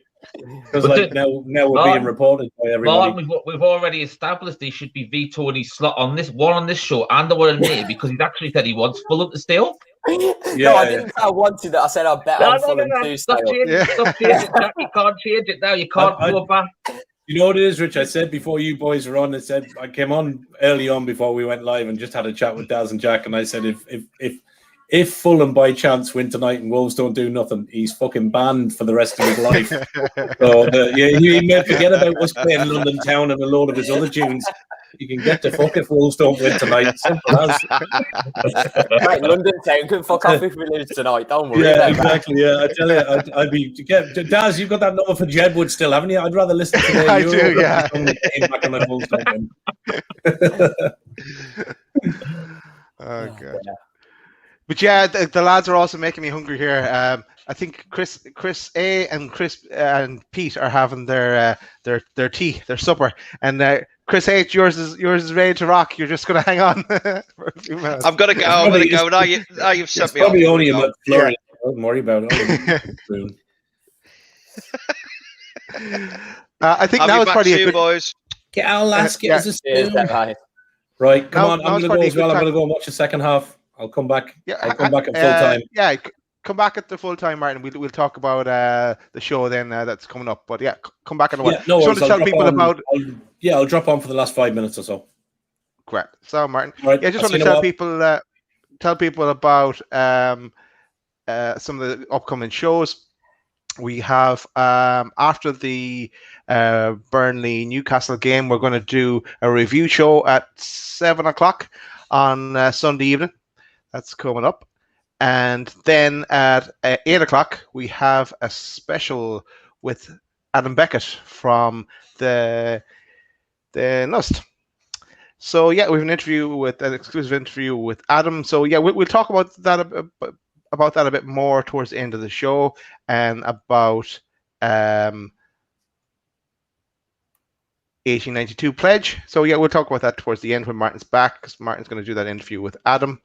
And yeah, actually another one, and Richie, myself and yourself are really looking forward to this one. It's our Loaded Football weekly show, and we're really excited. It's going to be Derby Day. It's going to be Newcastle versus Sunderland. Day. So yeah, we've got The Void coming on, and absolutely love their songs. My only problem is they've got 9 songs, and I like all of them. I think I've narrowed it down to about 7. So yeah, I know what I'm going to do to try and. It's all right. It's all right. Daz, I've already worked out which fork I'm going, because I've looked at the videos as well. So. Good. No, I have them. I actually have them all ready to go, Richie. So yeah, we might go rogue and play a few extra songs at the end. What are we just gonna do? Half an hour playing the YouTube voice channel? Is that all we're gonna do for like half an hour or something? And of course, yeah, Jack. Tell us about yourself as well, and your music while we're waiting for the lads to come back and the match to restart. So, and you're going to be joining us in the first week of May. Yeah, looking forward to that. So I've run an indie band under my name from the Midlands, Wolverhampton area. Been writing since I was about 15. I'm 24 now, so doing it about 9 years, and yeah, finally making some headway. And then COVID's put a massive stop to that. But we've just been in the studio, funnily enough. We've recorded all the singles for this year, so it's going to be a good year, hopefully. next one So should have be you coming got out on the an 7th album of May. coming out this year, or have you got any EPs or gigs sort of lined up for the future at the end of the year? I mean, we've had loads of gigs sorted that are still a bit up in the air with all the COVID stuff. No one really knows whether they're going to happen, but we're looking at getting around a bit in September and October, and then hopefully the new singles will propel us and get us a bit more of an audience nationally. Because that's the next level for us. I think we've made a name for ourselves on our local scene now, Cool. and I think we're quite well respected in the Birmingham area. It's just getting a bit further afield, getting to them big cities, Newcastle, Liverpool, Manchester, then down to London as well. So it's exciting times. Once everything's back to normal, we can really start moving again, and we're writing like crazy and writing some really good material. So we're excited. Well, I don't know if you heard when it got slipped on Twitter a few weeks ago that we are trying to sort out a loaded stock at some point, aren't we, Daz? Probably for next year. Where we'll try and get. Someone just mentioned that all the artists we had on went, oh, do you know what? That would be a fantastic album. And someone said, oh, that'd be a fantastic gig, that.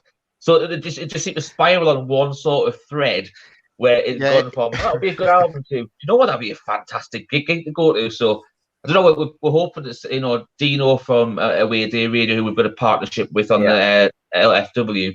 I don't know if I think you've been on Away Day Radio Rise to Recognition before as well. So obviously he's doing some fantastic work and stuff like that. There you go, our partner Away Day Radio. So hopefully he's looking for some venues. So if it's something that we could get started, would you be interested in coming along, Jack, with the band? Absolutely, mate. Cool. Absolutely. Cool. We look forward to hearing a bit of your music on the first week of May, which is not that long away, actually. But 3-4 weeks. This year's going so fast, honestly. So I think the game's back on again. Yeah, not much has happened again. No. The music chat was definitely better, Jazz. I should have put on a few of the tunes into the system. We could have played one. While it's quiet, why don't you see if you can find one? We'll play it out at the end, Daz. That's a good idea. Yeah, I'd have to.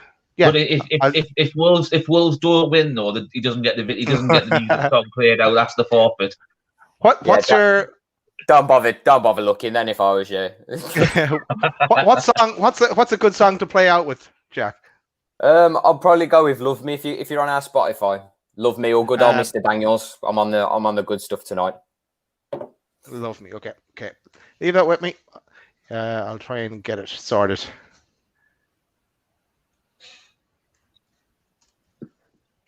St. Podence took a bang, went up for a header with Robinson.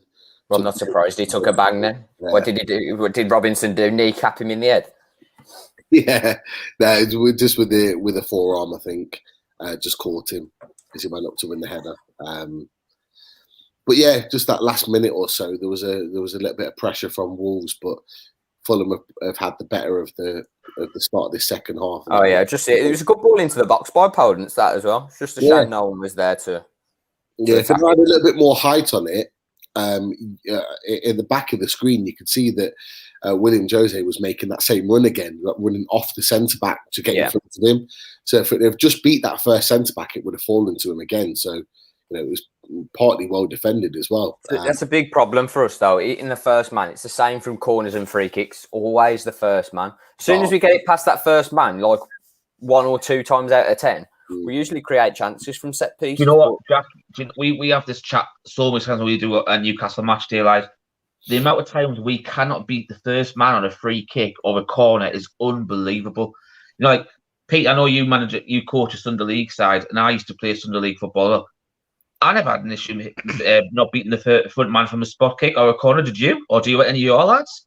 No, we one of the things that I've incorporated, because our season's finished now, but we're our first cup games this Sunday, so they've turned the rest of the season into like a Champions League format. So you got a group stage, then you go out the group stage into a knockout phase, and so one of the things I've been building with the lads is first and foremost, once I've done the team talk and I've gone through the warm up with them, is that the 2 corner takers from either side practice. It's just a lofted ball, a little bit like what Joey Barton used to do back in the day for Andy Carroll, just a lofted ball into the penalty area.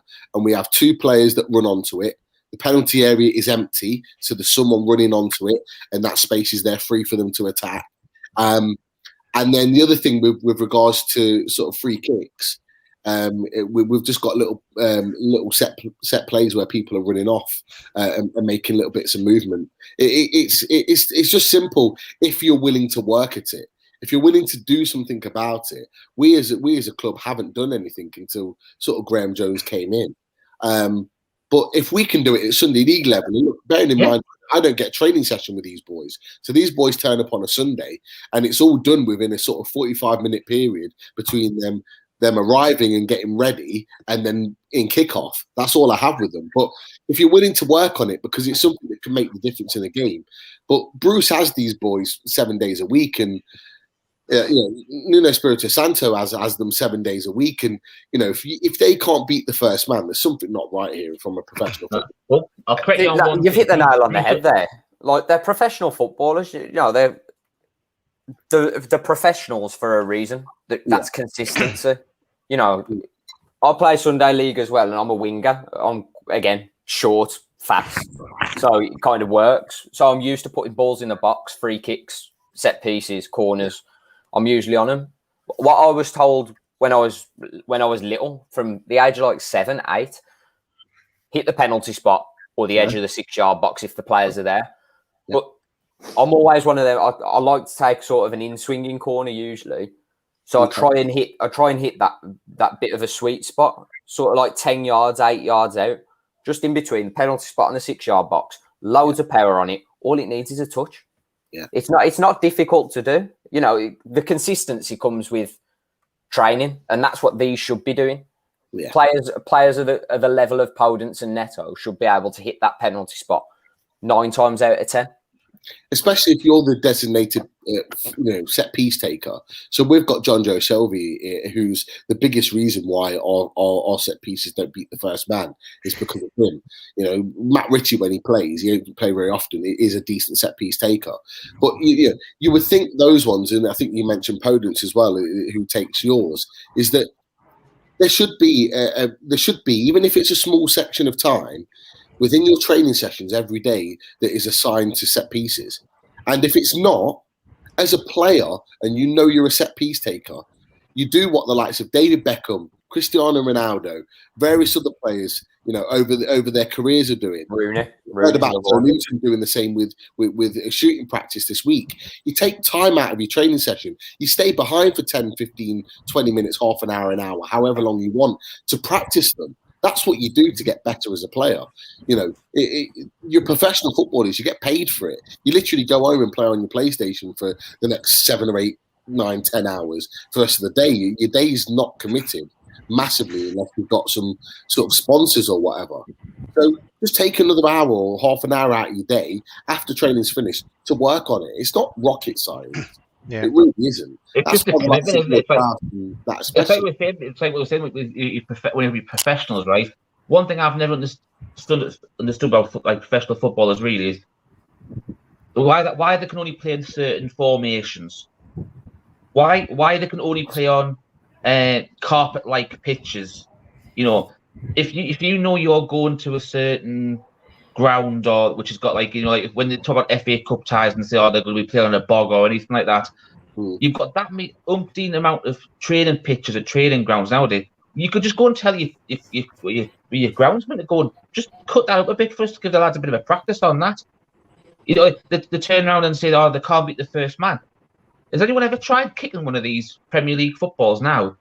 Lads who play Sunday League, right? You're playing with balls which are heavier. I remember playing with like multiplexes and stuff like that, which were like cannonballs when you got hit by them, and you were beating the first man with them on free kicks. The old school mitre balls before they changed them to the new style. The old school mitre balls. If you got hit with one of them, you felt like your leg was broke, honestly. Yeah. Just the slap of them. They had no padding in it or anything. Now footballs are like sponge footballs. Yeah, but they still can't even hurt. Man. It's just unbelievable. This is why I do. This is why for my team, I asked them to do the lofted pass, the lofted ball into the penalty area, because at least that way, because with a whipped cross, you've got the risk factor of not beating the first man because you're trying to get power and whip on it. So if you know that you've got a player that's not necessarily capable of that, you go for the lofted ball into an area where it can be attacked, and at least you know it's going to go into that area. And as long as it goes into that area, you've got a chance. I think that's when I was corner taker for my son. If you take it from the right hand right footed, I would never ever try to swing it because so many things can go wrong. I would more try and like loft and float it towards the middle of around the penalty box, and say the penalty spot on the 6-yard box. The amount of times our centre half would be attacking the ball at their head height because it's just been nicely floated into them. Our centre half sometimes getting double figures a season off the corners. Yeah, it's so simple, and it frustrates me so much that professional footballers can't take a corner. Yeah. See, I've never been one for a floated corner. I always do. I always do that. Yeah, cliche thing of power and whip. It all depends on your personnel. So if you've got players that know that can read your ball in, and it all depends obviously the quality of player that's running onto it as well. If you've got the confidence within yourself that you know you can play that ball, great. And if you know you've got the players that are capable of getting on the end of it, great. But I mean, for my team, we've got quite big, tall, physical players that are good in the air, that are good at rising that. So that loft ball, you've got 3 big guys literally making big runs to get on the end of it. It works perfectly. But you're absolutely right. Naturally, a whipped, powerful cross works better because you haven't got to put as much on it. You haven't got to kind of put any real power about it. You just get a little flick on and it just flies in. So it does all depend. It's the same. Your team, if you're training with each other 6 out of 7 days a week, or even match days, you're probably with each other. You have a day resting you usually. So say 6 days a week you're training. Not unless you have 3 days off a week. Yeah, exactly. Oh, that's a good ball in that. Dangerous free kick there for Fulham. Fulham have got a dangerous free kick on the left-hand side. Just poor free kick to give away, to be fair. I wouldn't mind us having a look at him either. If Fulham are to go down, Tete, their right wing back. I'm surprised he signed for Fulham because I think he came from Lyon. Yeah, he did come from Lyon. He's a good little player. He's good defensively, not necessarily amazing going forward, but really good defensively. Very solid player. Yeah, no, he is a good player. This is a dangerous free kick here. Harrison Reed's about to put it in, I think. That's one thing I'm disappointed about for us in terms of injuries is Marcel that we got from Lyon. I know he was injury prone when he came and he's in his 30s now. But... Spenny, I'm getting a haircut on Friday. Sorry, we're having a separate conversation here with Spenny while you're chatting about the game. That's good to know, Chris. After the national lockdown ends on Monday. Yeah.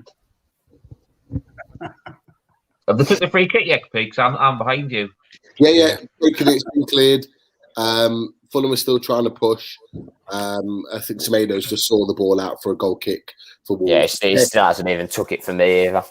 It was cleared twice by centre back and then the midfielder. Wolves tried to break, but then Fulham put pressure back on. Semedo's just saw the ball out for a goal kick to Wolves. William Jose with 2 good clearances there, actually. Okay, he's good in his own box, I tell you. That is one thing I will give him credit for. He's good in his own box, just shit in the other one. Man, the match so far. It'd be all right. As a centre half, I think he'd do all right. Well, why do you go through the back with him in the back and then put Silva up front? Such a silly free kick to give away. But I genuinely don't know if it's something to do with the contract that Jose has been brought in on. I know he's only a loan signing, but whether he's got to start a certain amount of games or whether we're just trying to keep Sociedad sweet because we're after one of their players in the summer or what, I genuinely have no idea. But after how Silva performed against West Ham, I genuinely feel sorry for the kid because he's lumbered with this massive price tag. And then he's been thrown in at the deep end because of the Jimenez injury as well. And it's just so much pressure on a lad who, hasn't had a chance to settle. Literally, imagine moving to a new country where you don't know the language, you don't know anyone at 18. I know he's a professional footballer and he's earning a lot of money, but you've got to think from a human perspective. It's got to be difficult for him to settle down in England. Like, give him time, and I think he will come good for us. But you've got to give him the game time, man. You've got to give him a chance. Is he Portuguese as well, Jack? Is he? Yeah, he's come from Porto, But Again, that's probably the one thing that's got in his favour, isn't it? There's so many other Portugal nationals in the squad, which will benefit him in the long term. I think if you come over and not know the language, played any senior football, I think that's the problem. Like at Porto, I think he played 6 games last season, but he's got a big reputation. Yeah, he's come for a big price tag, but people have got, and our fans have got to remember that's not on him. You know, the club has chosen the price tag. You know, he's a young lad who hasn't played much senior football, but they're expecting him to be Jimenez already, and he's a different type of player. That what's happening to Fabio Silva reminds me a lot of another Portuguese player. You might know him. His name's Andre Silva, striker. He's on. I think he's at Frankfurt. Yeah, he's gone back to Frankfurt. Well, he went on loan, didn't he, from AC Milan to Frankfurt, and then I think they've signed him now. Yeah, and he went to AC Milan at a really young age, and he had the same potential. Banging in goals as a teenager, was really, really flying. And then he went to AC Milan and he just couldn't settle it. Like you said, new country, different environment, having to kind of be the main man at such a young age. He went for a big transfer fee. And he kind of had a few years where he just floated around and really didn't do anything. And now he's gone to Frankfurt, and he's like, his goal rate. Yeah, his goal rate's like one of the best in Europe. It's unreal right now. And like, if there's still any Wolves fans in the chat, that is another one. It's ever since he was at Wolves, wasn't he? No, it was linked to Wolves heavily. So ever since Fosun came in, the first one we were linked to for 3 transfer windows was Anderson Talisca. He ended up going to Shanghai Shenhua, I believe, or some team in China. Right. And again, we're still linked to him now. Then it was Andre Silva. Then it was Frank Kessie from AC Milan. Then Jovic is the same though at Frankfurt. He's gone off the butt. He hasn't been given a chance at Real Madrid. Like, fair enough, they've got Benzema, who's world class. Like, I really, really rate Karim Benzema. Zidane doesn't want him though. That's why he's not played. Zidane doesn't rate him. Same as Bale though, isn't it? Yeah, he didn't want him at all. So he was signed. He was signed without Jovic. Sorry, he was signed without the permission of Zidane. Or I don't think Zidane was there at the time. No, he wasn't. He's just been wasted. I know Leicester were linked with him quite heavily in the summer, and I think to save his career, he needs to leave because again, we were linked with him in January. He's gone back to Frankfurt. Oh, okay. He's at Frankfurt on loan now. But we were linked with him. It was either, according to the papers, I don't know how true it was him or Willian Jose. And we were linked with him in the summer as well. I wanted Jovic. I thought, is the type of player we need, because he's that type of killer that when he gets a chance, he scores. He doesn't really do much for the team. He's not a hard worker, but when he gets a chance, he puts it away. Yeah. And then we got Jose, and when we were first linked to Jose again, I thought, very similar type of player, scores goals, and that's what we need. We just need someone who can put the ball in the back of the net, take a bit of pressure off Silva, but he just doesn't. He doesn't even move, and he doesn't make the movements that make you confident that he'll score a goal for you. William Jose was another Mourinho target. Mourinho wanted him at Tottenham. Yeah. He was heavily linked with him as well. Barcelona wanted him as well.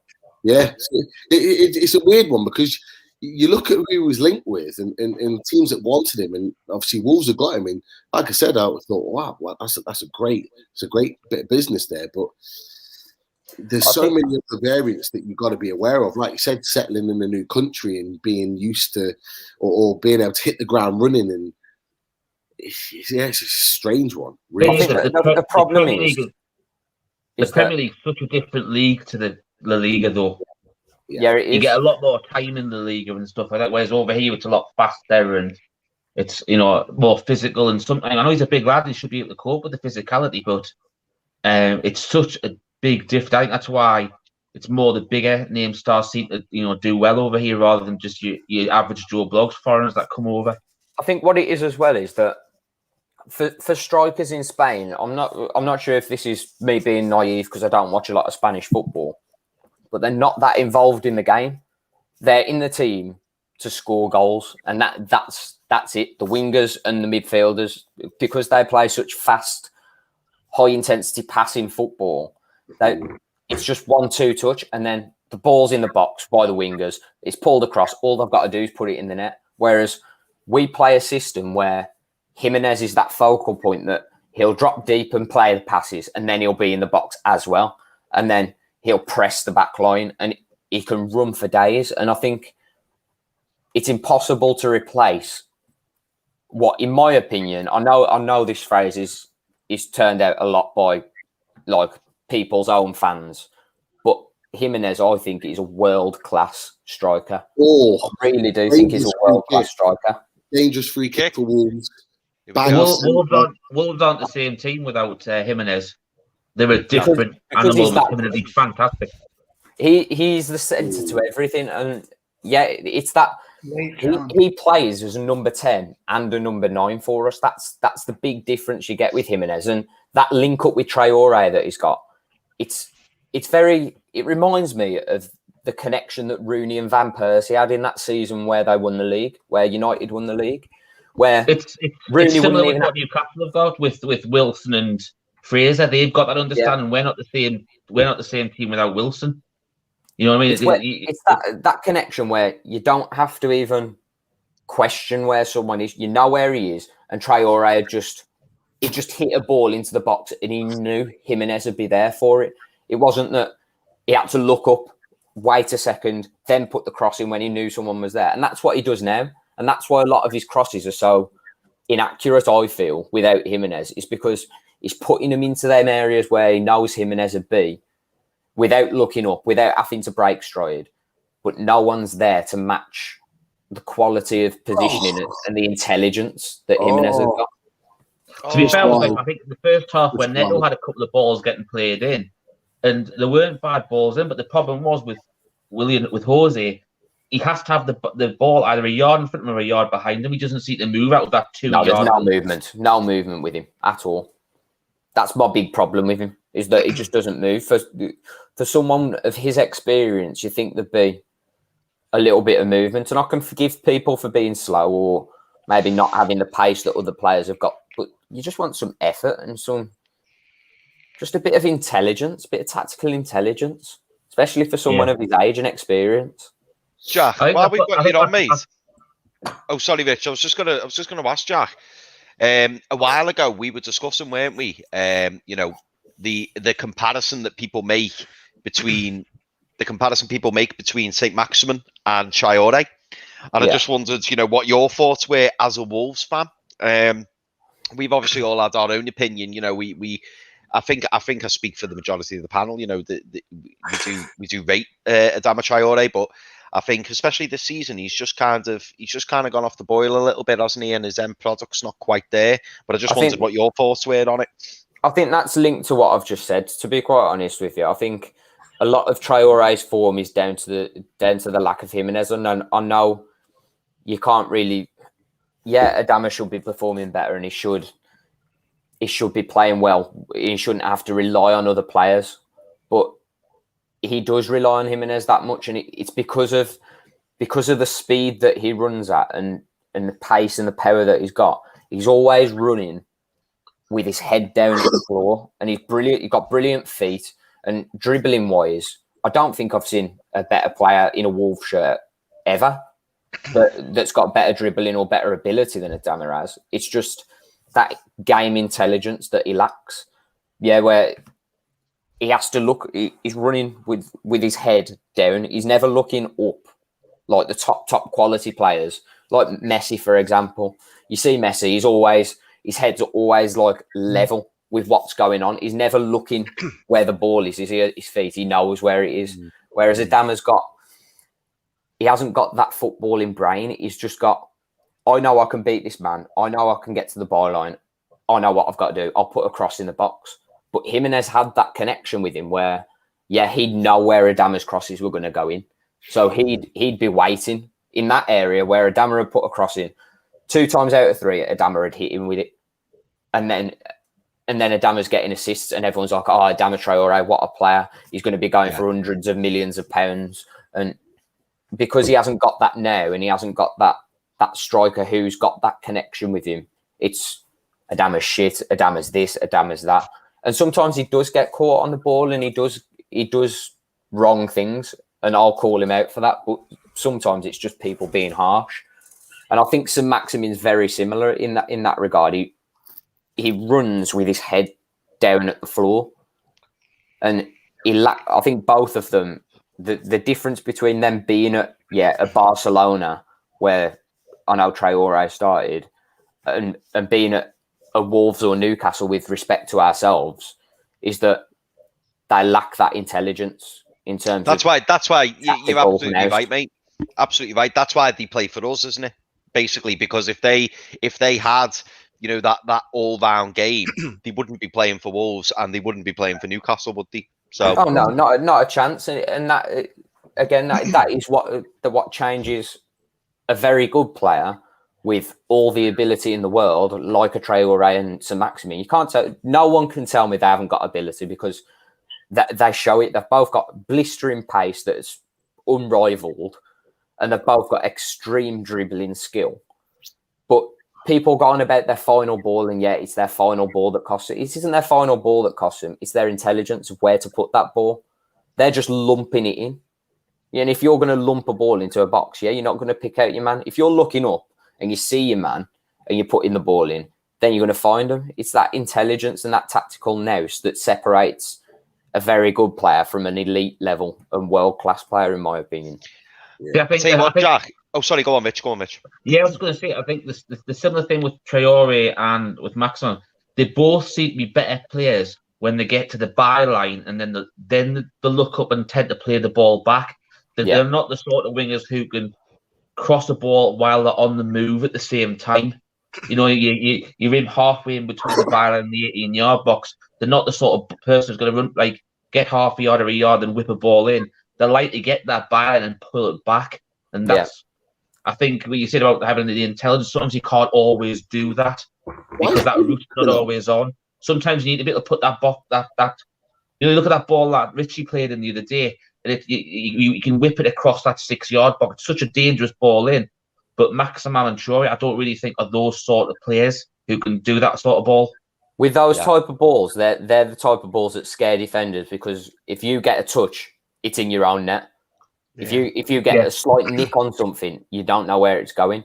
And I completely agree with you. I think that's what we're missing at times. Maybe like a ball. Oh, for God's sake, Morgan Gibbs shite's coming out. Whoa. I was going to say, Morgan Gibbs White's come on for Podence, and Madge has just come on for Fulham. And I just wanted to add as well. Oh, thank God, that was a terrible shot. Gone wide. I just wanted to add, I don't know whether any of you have picked up on this, boys, but I tell you what, I haven't watched Fulham all that much this season, but I really like that Anguissa. Yeah, he's come on. Anguissa's a class player, He looks the part, doesn't he? He really does. I don't understand why he's been on the bench for the last. I don't. He's coming on a sub. He's Again, I don't know if it's an attitude problem with him. Maybe Parker just doesn't like him. But I've been saying since January, if Fulham go down, he's the type of player that we need, a holding midfielder. Yerry can break forward, but he's got the power, he's got the physicality as well. Oh no! I think he's got every part. Get rid of the ball. Get rid of the ball. Oh my God! Get rid. Jesus. that Anguissa's turned this round. I'm telling you. And now they've brought Josh Madger on. Fulham are really going for it now. There's only 15, 16 minutes to go, and Fulham they've got to win. Yeah. The physicality we struggle with. It's the physicality. Physicality and pace in midfield, because we've got Neves and Moutinho. They are slow, and that, I think, going back to world-class players and elite level players, I think that's why Neves is at Wolves and not at a Liverpool or Man City, is because he's too slow to play in the Liverpool team. And I think he's too slow to play in that City team as well. Jesus Christ. John, I've just been watching that, and do you know who it reminds me of, Pete? You reminds me a bit of Decore, who was at Watford, who was now at Everton. Yeah, Big, absolutely, powerful Rich. box-to-box midfield. I always liked Decore, and I thought he would have been wonders at Newcastle, but I think it was a shrewd business to get him to Everton, especially with Allen and Rodriguez. It's a fantastic little three that Everton have got with those three in it. Yeah, it Might is. be controversial, but I think Anguissa is better than Doucouré. He's got the I potential. really do. I think he's still quite young as well. But PSG were looking at Doucouré. The big problem with Doucouré wanted to leave sort of a good couple of years ago. But Watford put such a big price tag on him is that no one was willing to pay it.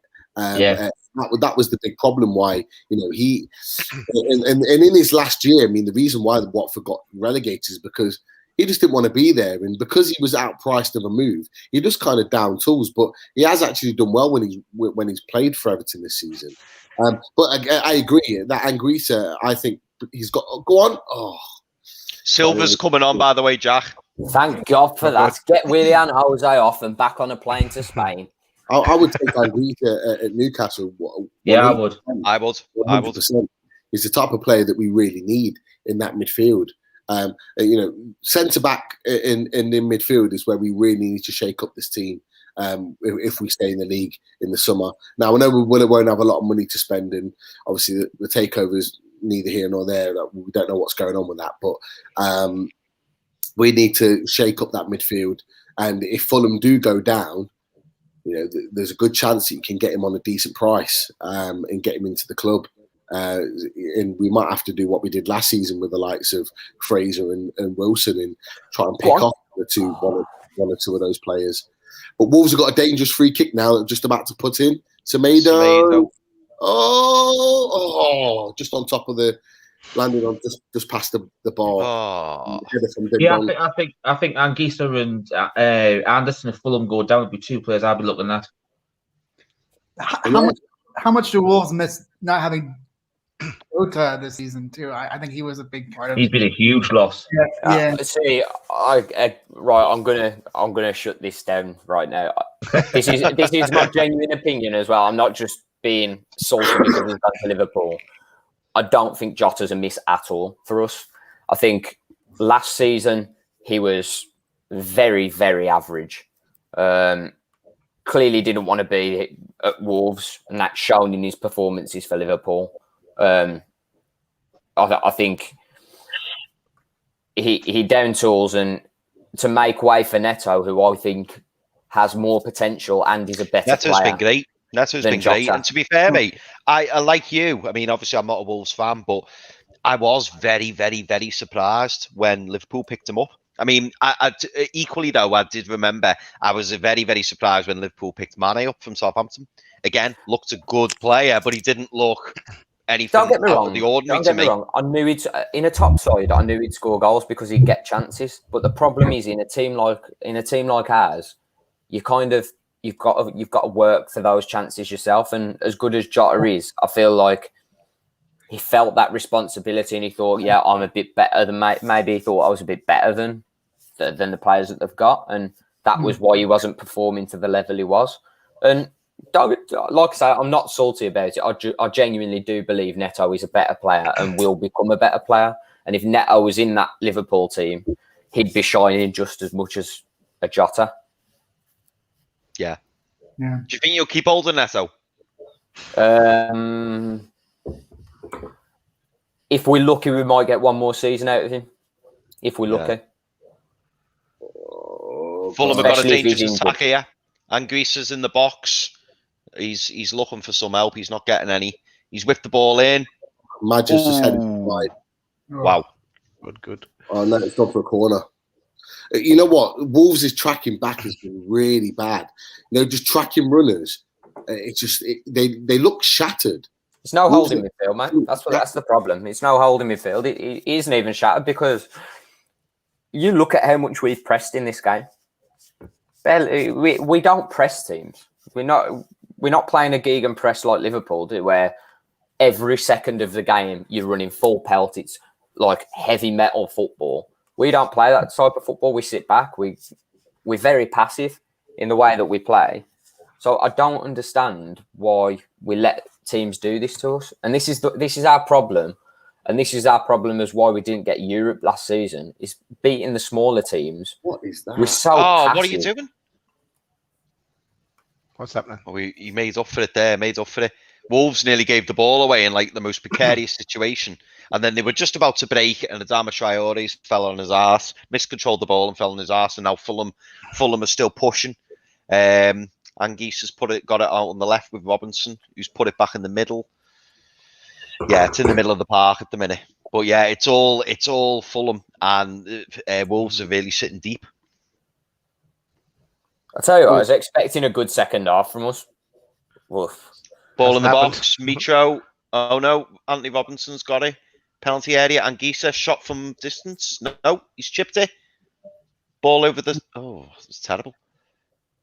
Yeah, Moutinho did well there. Robinson's good save from Patricio. Good save. Come on, Wolves. Come on. I've just seen Traore slipping on his arse. Fucking Oh, weird. mate. You know what? This would be an absolute travesty if Fulham win this game, because I've got to be honest, for all the pressure that Fulham have given, they've been awful when the ball's got into the box. I would love to know how many crosses Fulham have had into the box against Wolves today, because they've had absolutely shed loads. But the amount of actual dangerous crosses or dangerous attacks that have come from it, or chances, have been next to nothing. They haven't That's created a beautiful ball from Anguissa, that. You know what they've got? Mitrovic is a fantastic target man. He can put himself about in the box, and he will. With some of this, if he had some decent service, he'd probably took a couple of these chances, because he's fantastic in the box. Yeah. Fulham are bringing on another sub. Take a draw now, Kamara, lads. Pete? Is that Kamara? Caballero. Oh, for God's sake. Caballero, yeah. He's bound to score, isn't he? Here we go. Wolves. I'm surprised they didn't start him, to be honest. He'd definitely score if they'd have started him. Yeah. I was surprised, to be fair. Did everyone take a draw now at this stage? All day. I'm worried. I don't see Wolves scoring at all. Yeah, I called that 0-0 draw about 15 minutes in. Oh, shut up, Traore, and just get on with it. Scrappy game. Scrappy game. So Cavaliero's coming on, and he's coming on for Ania. So yeah, defend it off, strike it on. Wow. Going first. Oh, we are. Anguissa's reading a note. He's been passed a note. Obviously, Scott Parker's better at passing notes than Steve Bruce. Mitro in the box. Oh my God! What an awful cross that was! Wow. Slice and dice. Wait till you see that. Out for a goal kick. What do we all think of Scott Parker? Just intrigued to know. I think he's a good manager. I do. I think he's done quite well with Fulham. I think he's a little bit overrated. I think people are getting a bit excited over him. Don't get me wrong. I think he's done a good job. He's brought them back up from the Championship.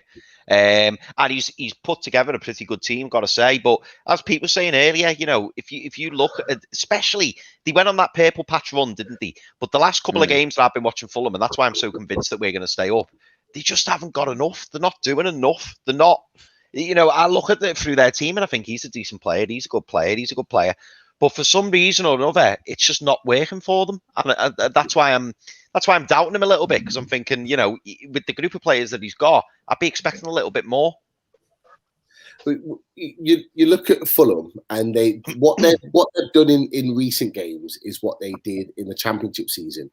Even when they went on a bit of a purple patch, is that they just do enough, or they try to just do enough. They don't destroy teams. They don't create shed loads of clear-cut chances, but they'll nick a goal and then they'll sit on it. Like if Wolves had scored that goal, or that goal was given at half time, this would have been a different game right now. Because Fulham don't have the ability to really press and push it. They get lucky. Like, for example, the Villa goal on Sunday, it was a gift. They get that goal and they try to just sit on it. But if they come against a team that really attack them and put them under pressure, they buckle, because they're not that good. They're a Championship team. Which is our problem against the smaller teams. Like I haven't seen us, to be fair, under Nuno, maybe in the Championship a few times, Burton game comes to mind maybe, but rarely do we ever go to attack teams. And there's teams in this league that are so bad. The Albion game is the prime example. They were down and out. They were absolutely down and out. And we sat back and only give a shit when we were 1-0 down.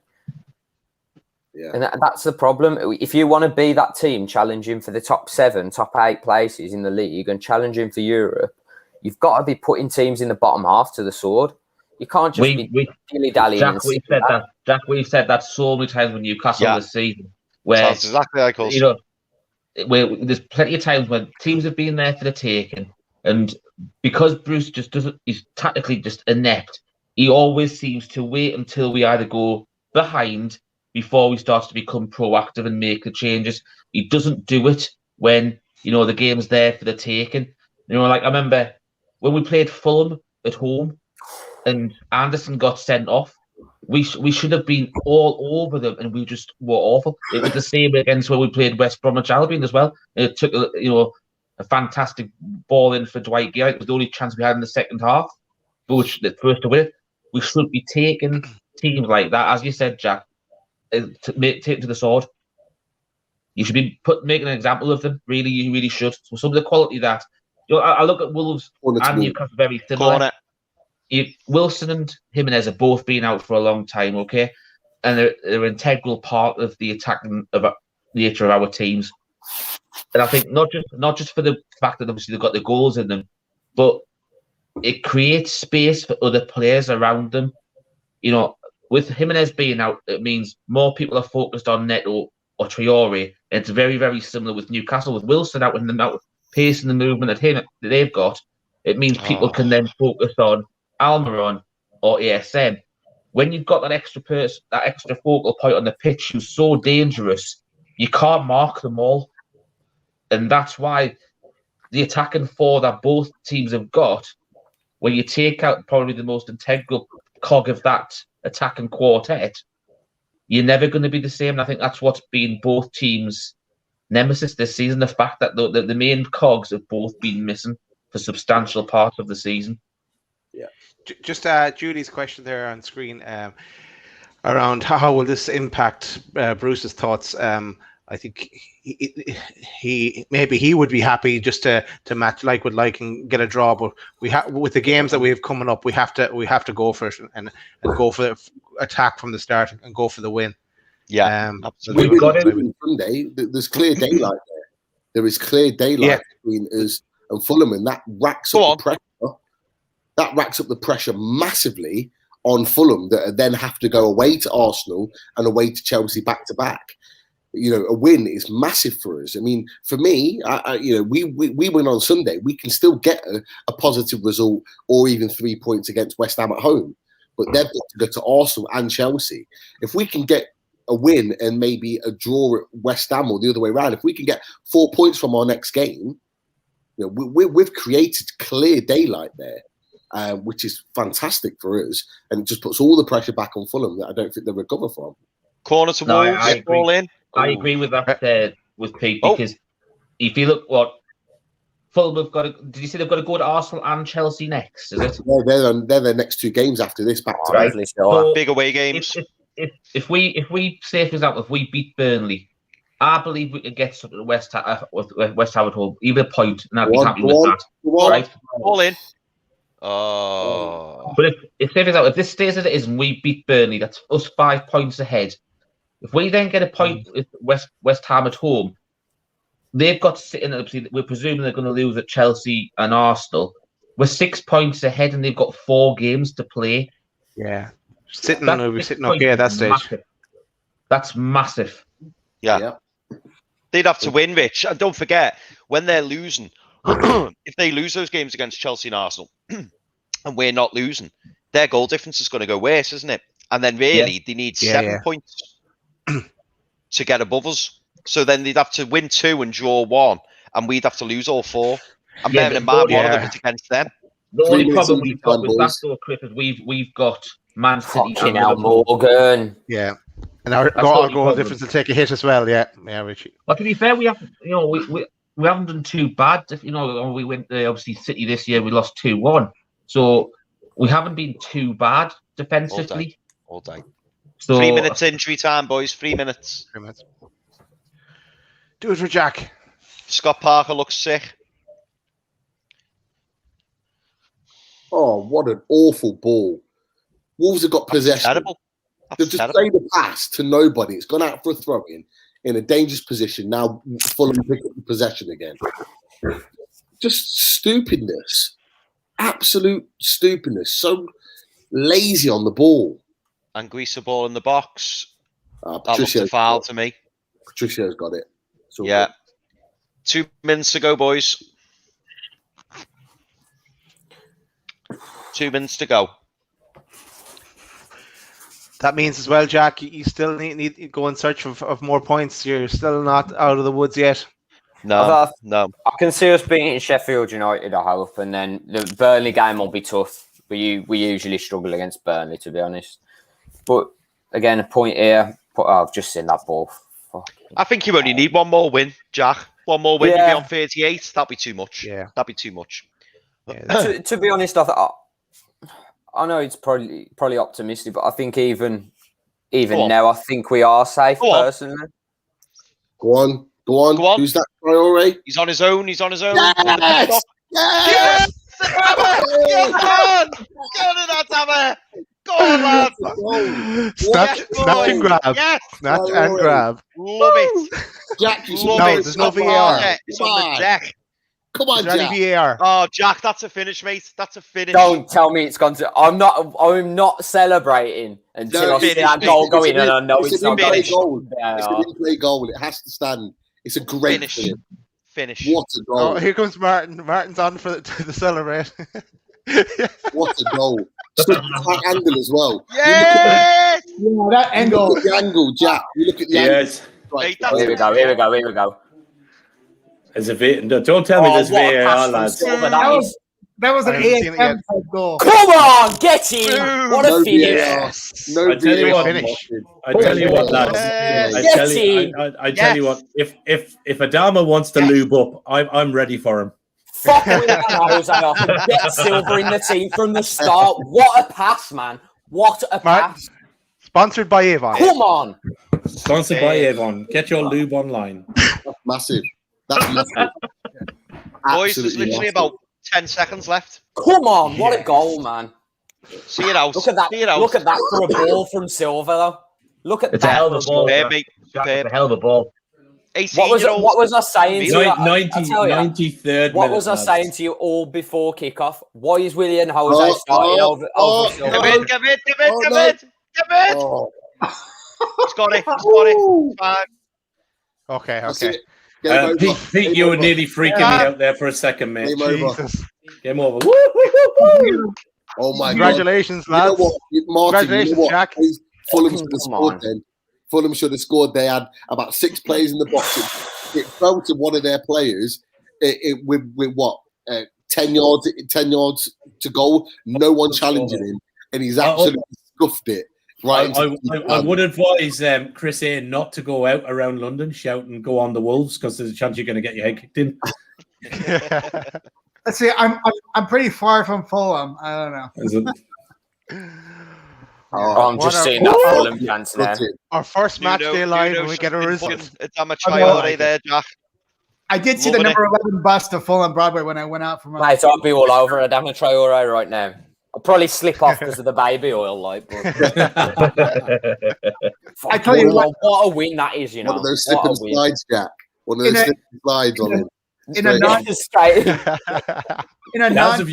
Daz, have you got the table to throw up, mate? Have you? I do. Okay, I have I don't have the adjusted one, but I have. I have it here. Hang on, let me see. Yeah, I have it here. I'll just take away the banner. So that means Fulham obviously stay where they are, but they've played 32 games now instead of 31. Yeah. Wolves. 2 games in hand. Come on. Wolves 38 points. So they're. Lamine is crying. Lamine is crying as he walks off. Good. Do you know? Yeah. That's massive. Scott Scott Parker said this was a must-win game tonight. They know with these next two fixtures, Arsenal and Chelsea up, we've got Burnley and West Ham at home, right? We've got an opportunity to pick up points, massive points. If we get a win Sunday, 6 points clear. Then go into West Ham, maybe get with a game in hand. Well, 2 games in hand at the moment, but that's what I'm saying though. We win against Burnley on Sunday. That puts us 6 points ahead with a game in hand still. Wow, we've got to go. I'm not being funny, lads, but even a point, as long as we don't lose on Sunday, still go for it. 4-point gap with a game in hand as well. Yeah, can't lose. Just don't lose. Goal difference is down to 2 now.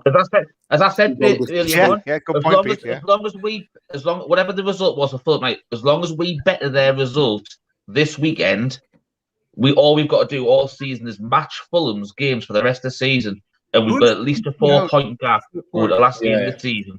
The good thing is Jack's watching us talking. He's like, "Don't give a fuck, lads. Wolves won." Yeah. Honestly, mate, I love that, Jack.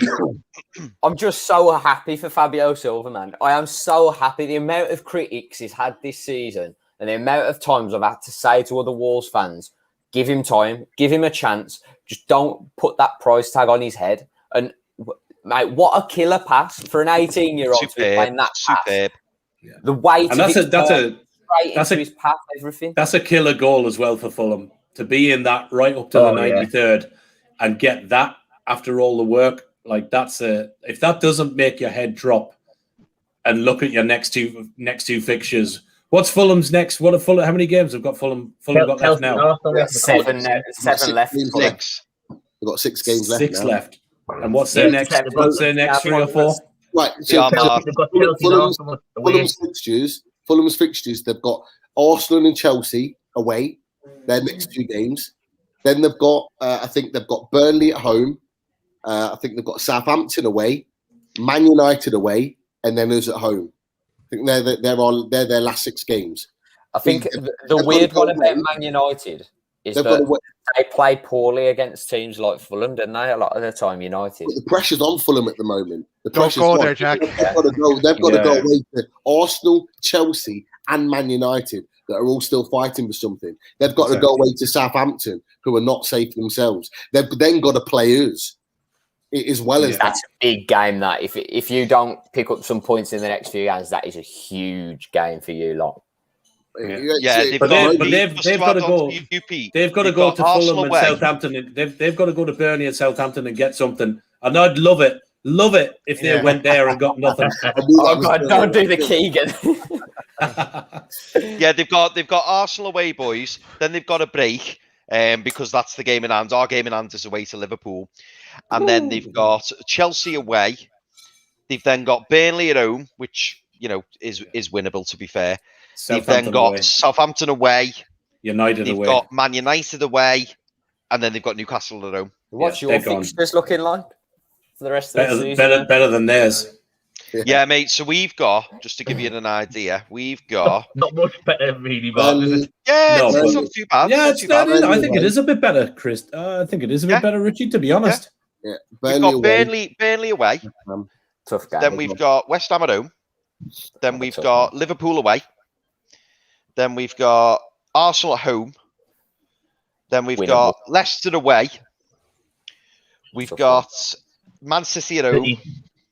and then we've got Sheffield United at home, and then Fulham away. The good thing about playing Man City that late is that they might have the title wrapped up by then. Yeah, and they'll be focused on Champions League. The title wrapped up. Are they still on? Are Man City still on for a quadruple? Yeah. Tell you, I haven't said that. Even if Pep played his bench. It's fucking still better mate, their team's just filthy, isn't it? It's just a joke. He'd just have to play Foden and another 10 kids, and we'd probably get stalked. We can't give them a chance though. Now we have to go after Burnley as well. Gotta get that win.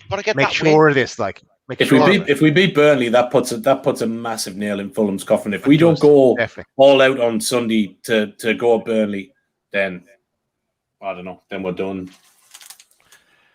Going slightly off topic here, I know you've just mentioned Foden in terms of the Euros. I know opinions are divided. I rate him. Grealish, Phenomenal. Foden, or Yeah.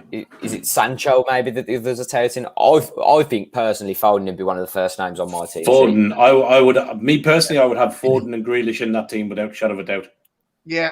They're the best two English central midfielders at the moment for me. Yeah. By a long shot. Yeah.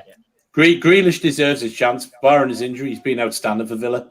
He's been on fire this completely season. agree. And Completely I think, even given the age of Foden at 21, I think for the next 10 years, he's going to be one of the best midfielders in the world, without a doubt. I think his talent is outstanding. So for me, I'd be having them. I like Mason Mount as well, but I think he plays that kind of same position as Foden. But, yeah, he's a bit stuck, isn't he, Mount? Yeah. I think he works very hard, but I think technically he doesn't have the ability. I think I never really got to watch Gascoigne because I was born in '97, so I didn't see the best of Gascoigne at all. But I was fucking 27 at that point, man. From what I get from listening to people and watching Foden, he seems like that type of talent where he's got everything.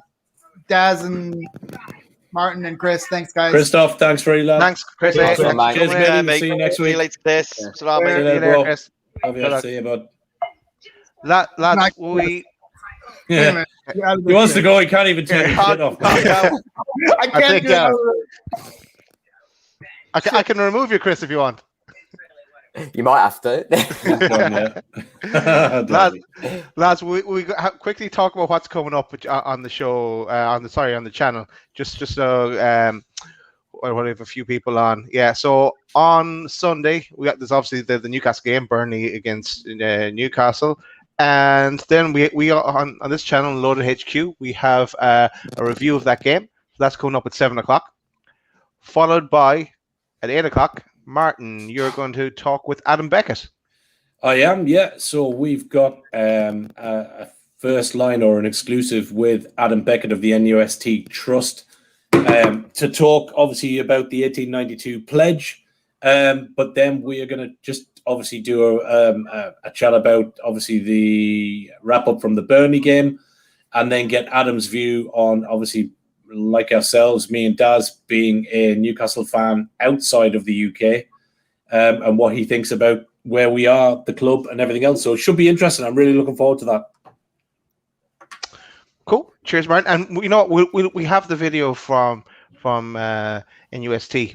We'll play that as well towards the end because Pete is in that video. So while we have Pete on and we're celebrating a Wolves victory, we'll have play that. Fantastic. Just want to also mention again, coming up then on Wednesday, we have Loaded Football Weekly, and it's a derby special. As we mentioned at halftime, we have the Sunderland lads from the Void join us. And that shall be really a really good show, and great music from the lads as well. To be fair, they play some canny music for a bunch of Mackhams, but yeah, they do. They are a good Actually, band. no, lads, Void are a really good band. Let's play the video from NUST. With starring our very own Pete. The club without the fans is nothing. Our voice is unique.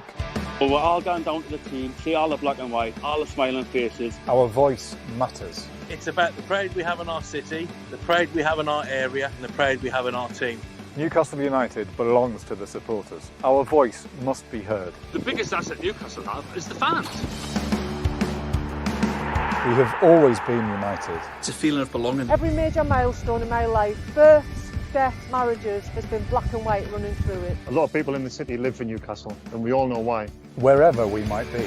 I'm just near Higgins Wall. Nairobi, Kenya. Clyde. Bulgaria. Whitley Bay. Wisconsin. Gateshead. India. Japan. Florida. Niagara Falls. Newcastle. Newcastle. Newcastle. One thing is always true. We come together in adversity. We want thousands of us to join together to pay a small amount each month into a fund, so we can buy part of the club when the chance arises, or buy the whole club if it drops down the divisions. Kevin Keegan, Bobby Robson, if they understood what being a fan was about, they bought into it big style. If we are not successful, we will donate the money raised to charities in the North East.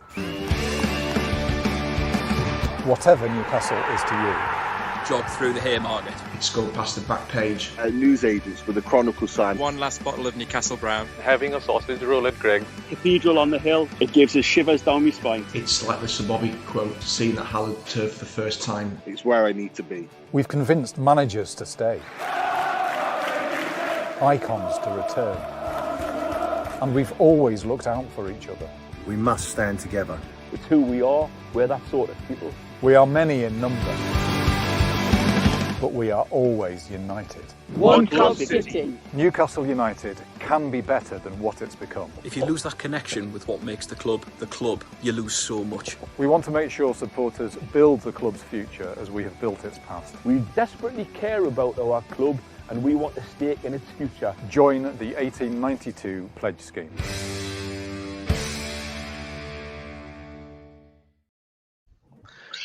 It's where Pete wants to be. I'm getting that tattooed. If that comes off, I'm getting that tattooed. And I'm going to get Pete to sign it and get that tattooed as well. The good thing, with that video is it had subtitles on just for Jack. Mate, nothing can get worse than our accent. Honestly, it's dreadful. Absolutely dreadful. No, it was to be honest, it was great. Yeah, Alex Hurst, I know he's been talked about quite a lot with the work that he's done, but he was fantastic with it all. I think he had. I was saying before we went on air, we had like 700 fans that put themselves forward, that had answered questions about the club and their experiences. And then I really appreciated them asking me to be part of the video. They narrowed it down to like 20 people to be involved out of 700. So it was nice to be a part of that. And just a great team behind them, and fingers crossed it goes where they want it to be. But obviously, I know Martin, you'll talk a bit more about it with Adam, because he's the man who's obviously involved in it all. And you know, he's one of our boys, one of the originals. So he'll hopefully tell us a little bit more about it. Exactly. Yeah, exactly. It should be a good show. Cool. Lads, are you happy to wrap up for the night? Because we're going to play out with Jack's song "Love Me." So yes, thank you, Adama Traore. Fucking love you. Thank you. We love him too. Now like a free plug. Yeah, that's it. Yeah. Baby or beauty. Thanks everyone for coming on. Thanks to our guest Pete, our regular guest Pete. Thanks. See you in a few weeks. To Chris. Thanks to Chris. I would just say, just before we do wrap up, massive thanks to Jack, because I got in touch with him just the other day and said, listen, you fancy coming on? And he was straight up for it. Really looking forward to having him on Loaded Football in a few weeks. And if you're not out there and have already following Jack and listened to his tunes, before he does come on the show, get out there, have a listen, and follow him on Twitter. He's got some really good music out there, and he's a top lad as well to boot. So look after him. Nice one, lads. Exactly. Looking forward to having you back on, Jack. Can't wait. Yeah, looking forward to being back, especially after tonight. Yeah. So we take a day off tomorrow, lads, and we're back in for our back in work on Sunday. Yeah, back in. This is Jack's song, "Love Me." Take care, everybody. Thanks, hey, folks. Have a good night. You guys. Cheers, Wolves. Yes.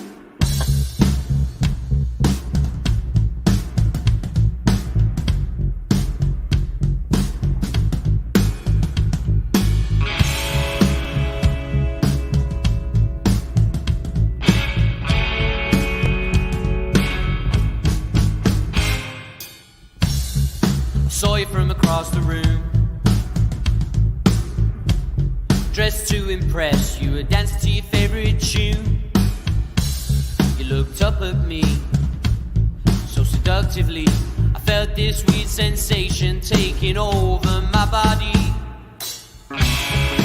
Did you feel it too? As the sparks they flew between me and you,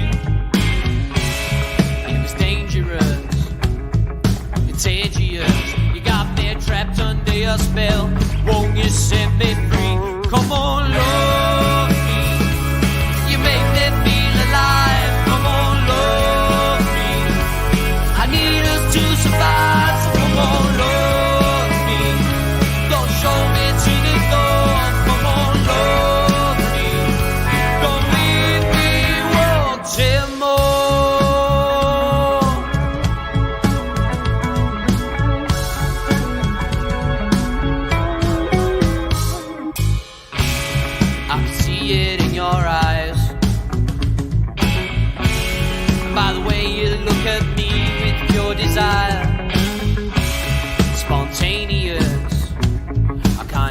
because I will be the oxygen you're gonna need to fuel that fire. Come on, love me. You make me feel alive. Come on, love me. I need us to survive. So come on, love me. Don't show me to the door. Come on, love me. Don't leave me wanting more.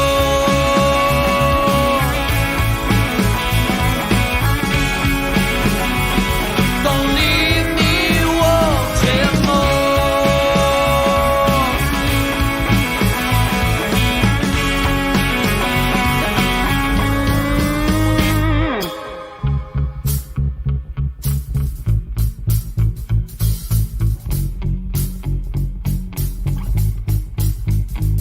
Well, everything I do it all for you. And now I'm on my knees, begging, please, take my hand. I wanna be your man. I'll treat you like a queen. With everything I do it all for you. And now I'm on my knees, begging, please, take my hand. I wanna be your man. I'll treat you